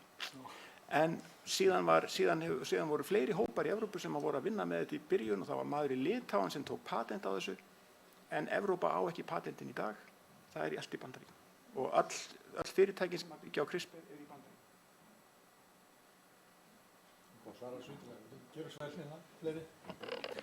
Já, kannski þetta kemur líka svolítið inn á þetta. Við höfum alls ekki sjá þetta sem einhvers konar ógn við grunnrannsóknirnar. Þetta er eiginlega akkurat eins og voru að tala um áðan. Þetta er hluti af samfellinni, hluti af umhverfinu og ég sé þetta alltaf fyrir mig sem við rauninni þá það er svona þarna er verið að setja eitthvað á hillu eða á einhvern stað sem er aðgengilegur þegar þetta er komið út í einhvers konar starfsemi og er þá til staðar þegar að styrkindir einmitt eru farnir eða þú ert að leita næsta styrk, þá er fyrirtækið í gangi að afla þekkingar og bjóða þjónustu og er einhvern þjónustatækin líka sem að þurfa að vera til staðar. Þannig að þetta er hluti af þessu stóra kerfi sem við þurfum svo gríðarlega mikið á að halda og við þurfum að standa okkur aðeins betur einmitt í þessu að aðstoða þessar hugmyndir að komast úr háskólanum og inn í þessi svona samfelldu svið eins og stofnanir og fyrirtæki.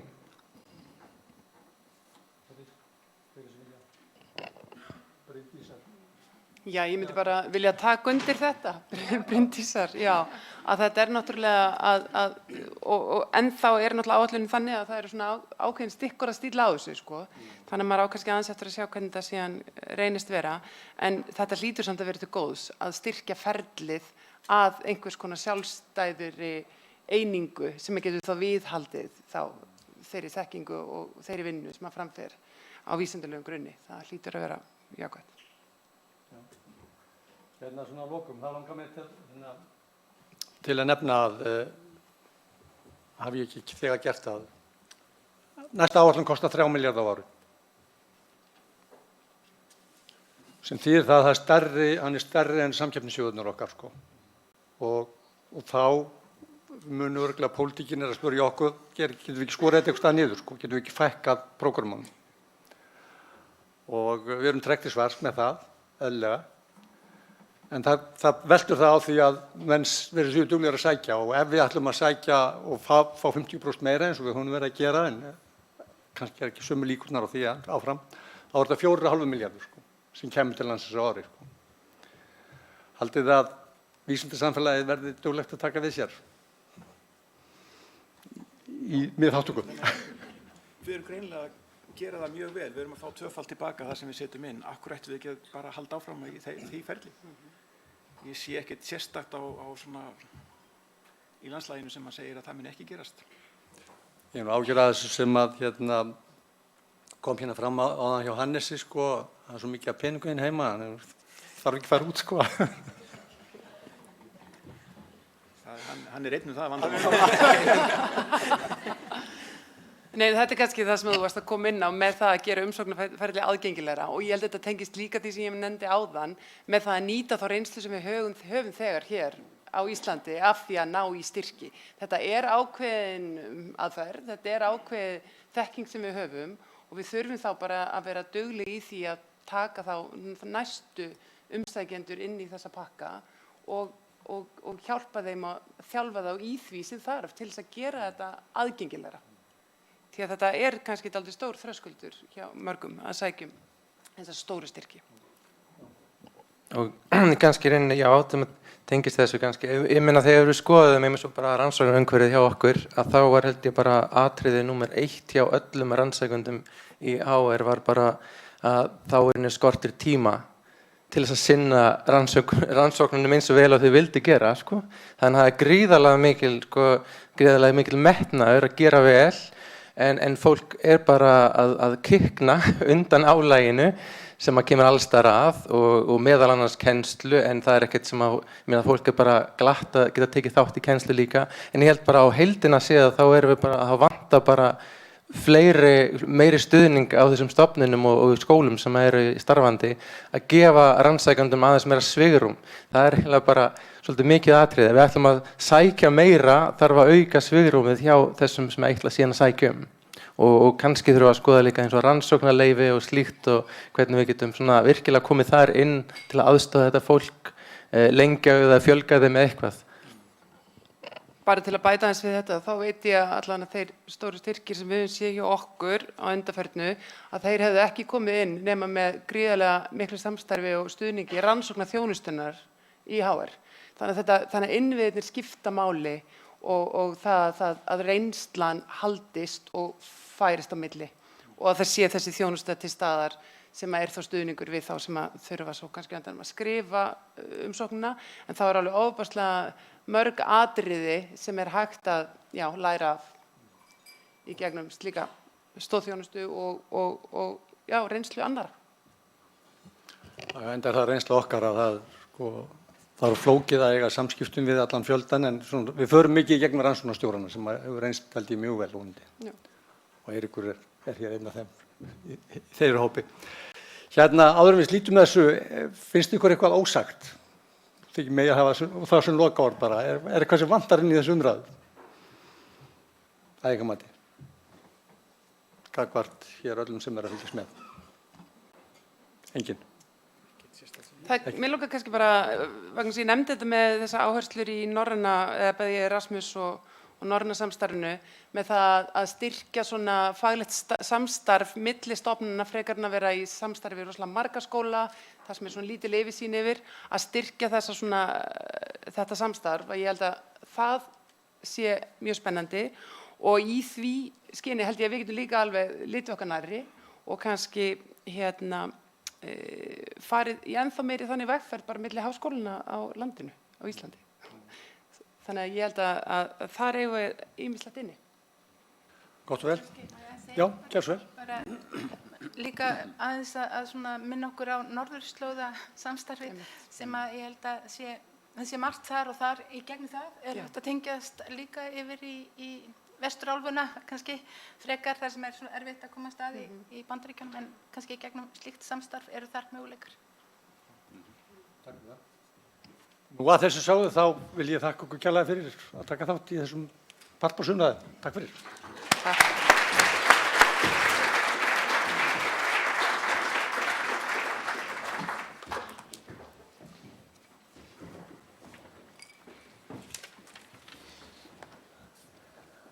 Takk öll fyrir þetta.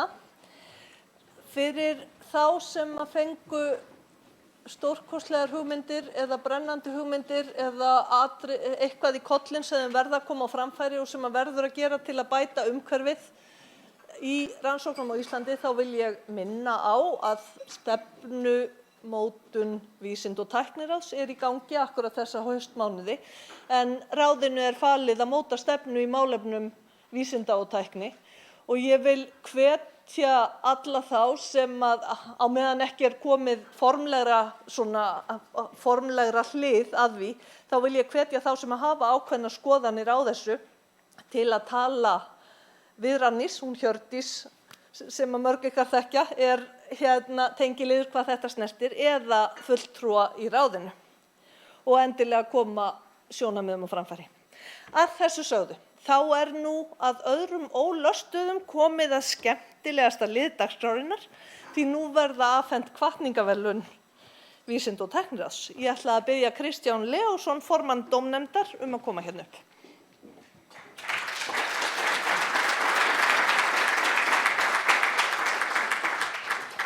Takk fyrir þetta, forsætisráðherra og góðir rannsóknarþingsgestir. Eins og þið vitið þá líklega flest þá veitir Vísinda- og tækniráð árlega hin svokölluðu hvatningaverðlaun og eru það jafnframt ein veigamestu verðlaun sem veitt eru á Íslandi fyrir vísindastörf. Það tekið við tilnefningum og við mat á þeim tekið tillit til námsferils viðkomandi, sjálfstæðis í rannsóknum, frumleika og árangurs í vísindum að loknu námi til ritsmíða, einkaleyfa, alþjóðasamstarfs, svo og annarra vísbendinga líklegan árangur af störfum viðkomandi. Þar á meðal til brautryðjendastarfs og faglegs framlags á vinnustað og miðlunar þekkingar til íslensks samfélags. Almennt miðað við að verðlaunahafi sé ekki eldri en 40 ára en þó tekið tillit til tafa sem kunna hafa orðið á ferli viðkomandi vegna umönnunar barna. Verðlaunahafa fyrir ára eru á blaðinu þarna sem þið sjáðu á borðunum. Þeir koma að mörgum ólíkum fræðasviðum. Undanfarin ár hafa þeir komið af sviðum upplýsingafræði, máltækni, frumulíffræði, lyfjafræði, reikniefnafræði, næringafræði, félagsfræði og stjarneðlisfræði, svo að dæmi séu nefnd. Frá því að verðlaunin voru fyrst veitt árið 1987 hafa þetta verið 30% konur meðal verðlaunahafa en ef við akkúrat lítum til síðustu 5 ára þá það helmingur. Þannig að við erum á góðri leið. Dómnefnd var líka skipuð kynjum, það voru 3 konur og 3 karlar og það eru allt fyrrum verðlaunahafar sem að sitja í þeirri valnefnd og vil nota tækifæri til að þakka þeim fyrir vel unnin störf. Allt það unga vísindafólk sem var tilnefnt hefur sýnt afburða árangur hvert á sínu sviði og dómnefndinni var því sem oft áður nokkuð vandi á höndum að velja einn verðlaunahafa úr hópnum. Það ljóst að það mjög mikið af þróttmiklu ungu afburðu vísindafólki starfandi á hinum ýmsu fræðasviðum í íslensku vísindasamfélagi. Og ég vil líka nota tækifæri hér að minna hina sem eldri eru kannski og reyndari að gleyma nú ekki að senda inn tilnefningar og eins og með Evrópusterkina þá er stundum að gera það nokkru sinnum í röð því að það bara einn sem getur fengið verðlaun, 1 til 2 kannski. Og ef við vitnum í starfsreglu nefndarinnar þá er sem sagt verið að leita eftir fólki sem hafi skapað væntingar framlag í vísindastarfi treysti stoðir mannlífs á Íslandi. Og ég fór nú aðeins að hugsa það hvernig vísindastarf treysti stoðir mannlífs á Íslandi, hvort við eigum að taka því bara sem sjálfgefnu að vísindi leiði okkur á betri vegu eða leiðu okkur kannski bara í einhverju ógöngur eins og stundum haldið fram, ja, stundum á Alþingi meira að segja. Guð bannaði Adam og Evu að borða af skilningstrénu, en Eva ólínaðist nú þeirri fyrirskipun og gerðist þar með fyrsti vísindamaðurinn, en hún fékk nú samt engin hvatningaverðlaun fyrir þær grunnrannsóknir, heldur var hún bara rekin með skömm úr aldingarðinum og Adam með. En þessi ávöxtur skilningstrésins gaf að sögn mannkyninu hæfileikann til að greina milli góðs og ills. Þá líka spurning, er það eitthvað sem við getum lagt að jöfnu? Sumir hafa hvatt til þess að vísindamenn undirgangist einhvers konar Hippókratesar eið þar sem að þeir heiti því að valda mannkynið að náttúru ekki skaða með störfum sínum. Með öðrum orðum að þeir taki virka siðferðislega afstöðu til að treysta stoðir mannlífs í heiminum. Aðrir hafa hins vegar harðlega mótmælt slíkum tillögum og segja vísindi í grunninn ekki hafa neitt siðferðislegt gildi. Vísindi lýsi einfaldlega heiminum eins og hann er. Vísindaleg þekkingu megi hins vegar að sjálfsögðu beita í ákveðnum tilgangi, annaðhvort til að lækna sjúkdóma eða klóna gæludýr, og þar komi ákveðið siðferðislegt gildismat til sögunar. En jafnvel þó við samþykkjum það að vísindi séu hvorki góð né slæm í eðli sínu, getum við þó væntanlega gengið út frá því að þekking og skilningur á gangverki heimsins og fólksins í honum sem slík styrki stoðir mannlífs fram yfir þekkingar og skilningsleysi, hvort sem er á Íslandi eða í heiminum öllum. Og í þeim anda ætlum við að heyra hér í dag einn ungan afkomanda Evu og sem við teljum sannarlega muni geta dýpkað skilning okkar á heiminum með vísindastörfum sínum, og því vil ég biðja formann Vísinda- og tækniráðs, forsætisráðherra Katrínu Jakobsdóttur að koma hérna upp og tilkynna okkur hver verður handhafi hvatningaverðlauna fyrir árið 2019 og gera jafnvel grein fyrir rökstuðningi dómnefndar. Takk fyrir.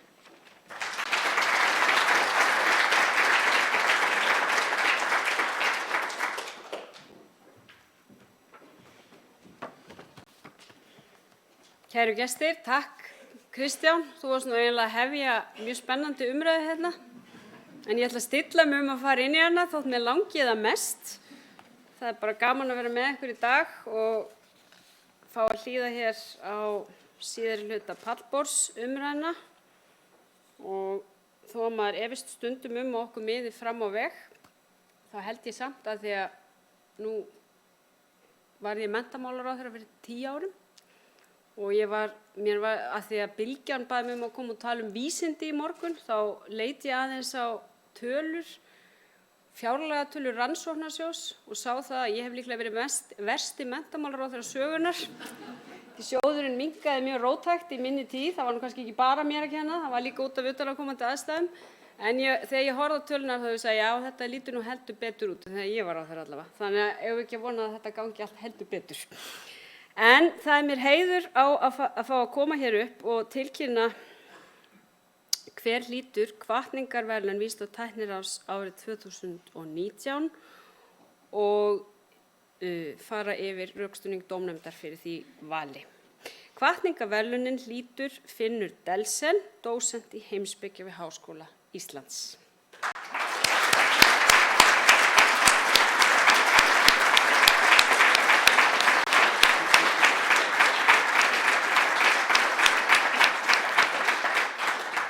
Ég hélt nú að Finnur myndi nú standa og vera vandræðilegur og meðan ég fer með rökstuðninginn, myndi finnast það nú fara vel á því. Finnur Delsen fæddist árið 1984, hann lauk stúdentsprófi af eðlisfræðibraut Menntaskólans á Akureyri árið 2004 og keppti fyrir Íslands hönd á Ólympíuleikunum í eðlisfræði sama ár. Finnur lauk BA-prófi í heimspeki með ágætiseinkunn við Háskóla Íslands árið 2007 en stundaði einnig nám í stærðfræði við Háskóla Íslands og stærðfræðilegri rökfræði við Gautaborgarháskóla. Finnur hóf framhaldsnám í heimspeki við University of North Carolina í Chapel Hill í Bandaríkjunum árið 2009 og lauk þaðan meistaraprófi 2011 og doktorsprófi 2014. Að námi loknu starfaði hann meðal annars sem nýdoktor við University College í Dublin á Írlandi og sem stundakennari við Háskóla Íslands. Árið 2017 var Finnur ráðinn í starf dósents í heimspeki við Högskólann í Innlandet í Lillehammer í Noregi, en haustið 2018 fluttist Finnur svo heim til að taka við starfi lektors í heimspeki við Háskóla Íslands og hlaut þá leið framgang í starf dósents. Finnur sinnir þó enn reglulega kennslu og rannsóknum við Högskólann í Innlandet í hlutastörfi sem gestadósent. Rannsóknir Finns hafa að miklu leyti snúist það hvernig við öðlumst skilning og þekkingu á heiminum, sérstaklega í vísindum og með hjálp þeirra. Finnur hefur meðal annars sett fram og rökstutt þá kenningu að vísindalegar framfarir felist í því að öðlast aukinn skilning á vísindalegum fyrirbærum fremur en til dæmis aukna þekkingu. Þessi skilningskenning nú meðal 4 helstu kenninga heimspekinnar eðli vísindalegra framfara. Finnur stýrir nú 3 ára rannsóknarverkefna á þessu sviði sem styrkt af rannsóknarsjóði. Rannsóknir Finns falla undir svið vísindaheimspeki og þekkingafræði en Finnur hefur einnig fengist umtalsvert við heimspekilega rökfræði sem og önnur svið heimspekinnar til að mynda femíníska heimspeki, siðspeki og heimspeki sögu. Að undanförnu hefur Finnur rannsakað með hvaða hætti almenningur getur metið og túlkað vísindakenningar sem samstaða meðal vísindafólks, svo sem í loftslagsvísindum. Finnur hefur birt fjölda greina í erlendum og innlendum fræðitímaritum, þar á meðal í sumum af virtustu alþjóðlegu tímaritunum á sviði heimspeki. Skrif Finns hafa vakið umtalsverða athygli fyrir frumleika og skarpskyggni.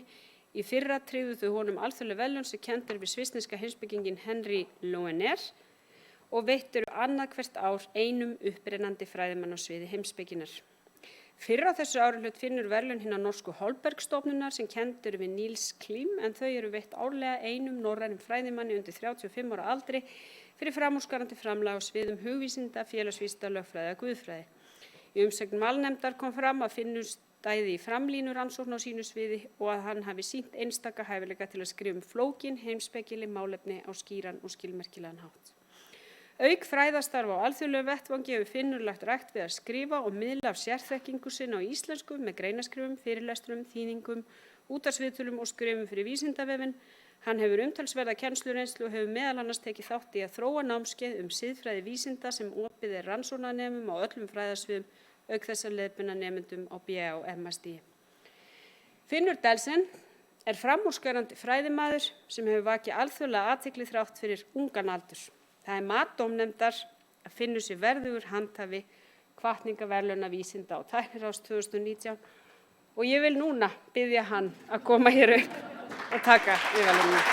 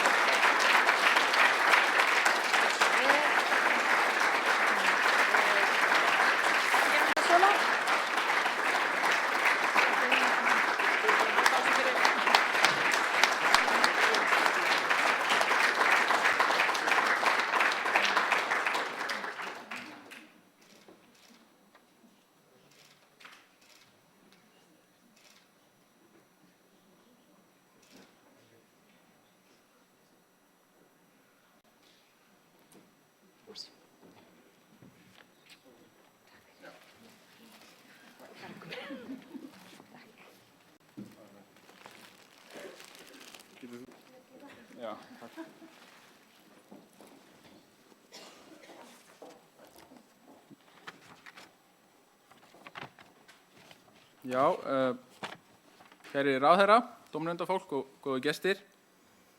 Ég þarf alla að taka fram að ég ósegjanlega þakklátur fyrir að hljóta þessi verðlaun, hvatningarverðlaun Vísinda- og tækniráðs í ár. Það mikill heiður að bætast í hóp þeirra sem hafa hlotið þessi verðlaun, ekki síst í ljósi þeirra afreka sem að fyrri handhafar hvatningarverðlaunina hafa unnið hver á sínu sviði. Ég ætla að leyfa mér að líta á þessi verðlaun sem ákveðna viðurkenningu fyrir fræðigreinina mína, heimspekina og aðferðafræði hennar.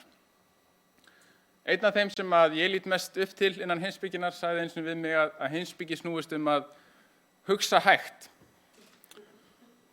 Í því felst meðal annars, held ég, í því að fresta dómi aðeins lengur en okkur kann að finnast þægilegt og grandskoða viðteknar skoðanir og gefnar forsendur áður en við myndum okkur skoðanir.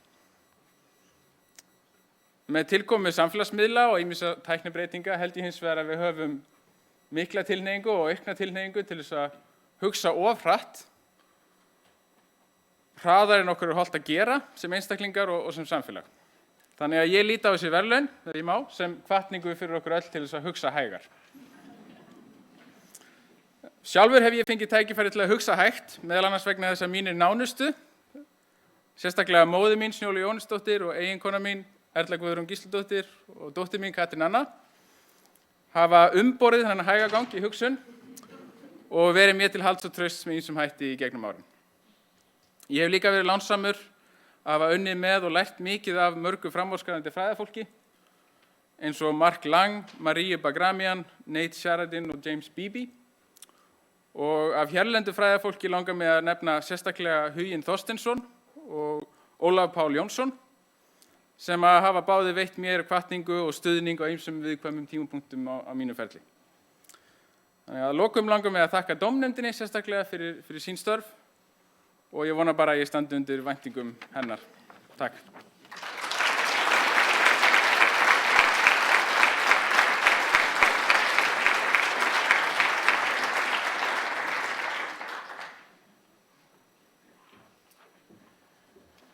Þá langar mig fyrir hönd Rannís og Vísinda- og tækniráðs til að þakka fyrirlesurum, þáttakendum í pallborði og öðrum sem hér hafa komið fyrir þeirra innlegg og ykkur öllum, líka þeim sem að fylgjast með í streymi, sérstaklega fyrir komuna. Þinginu er slitið að þessu sinni.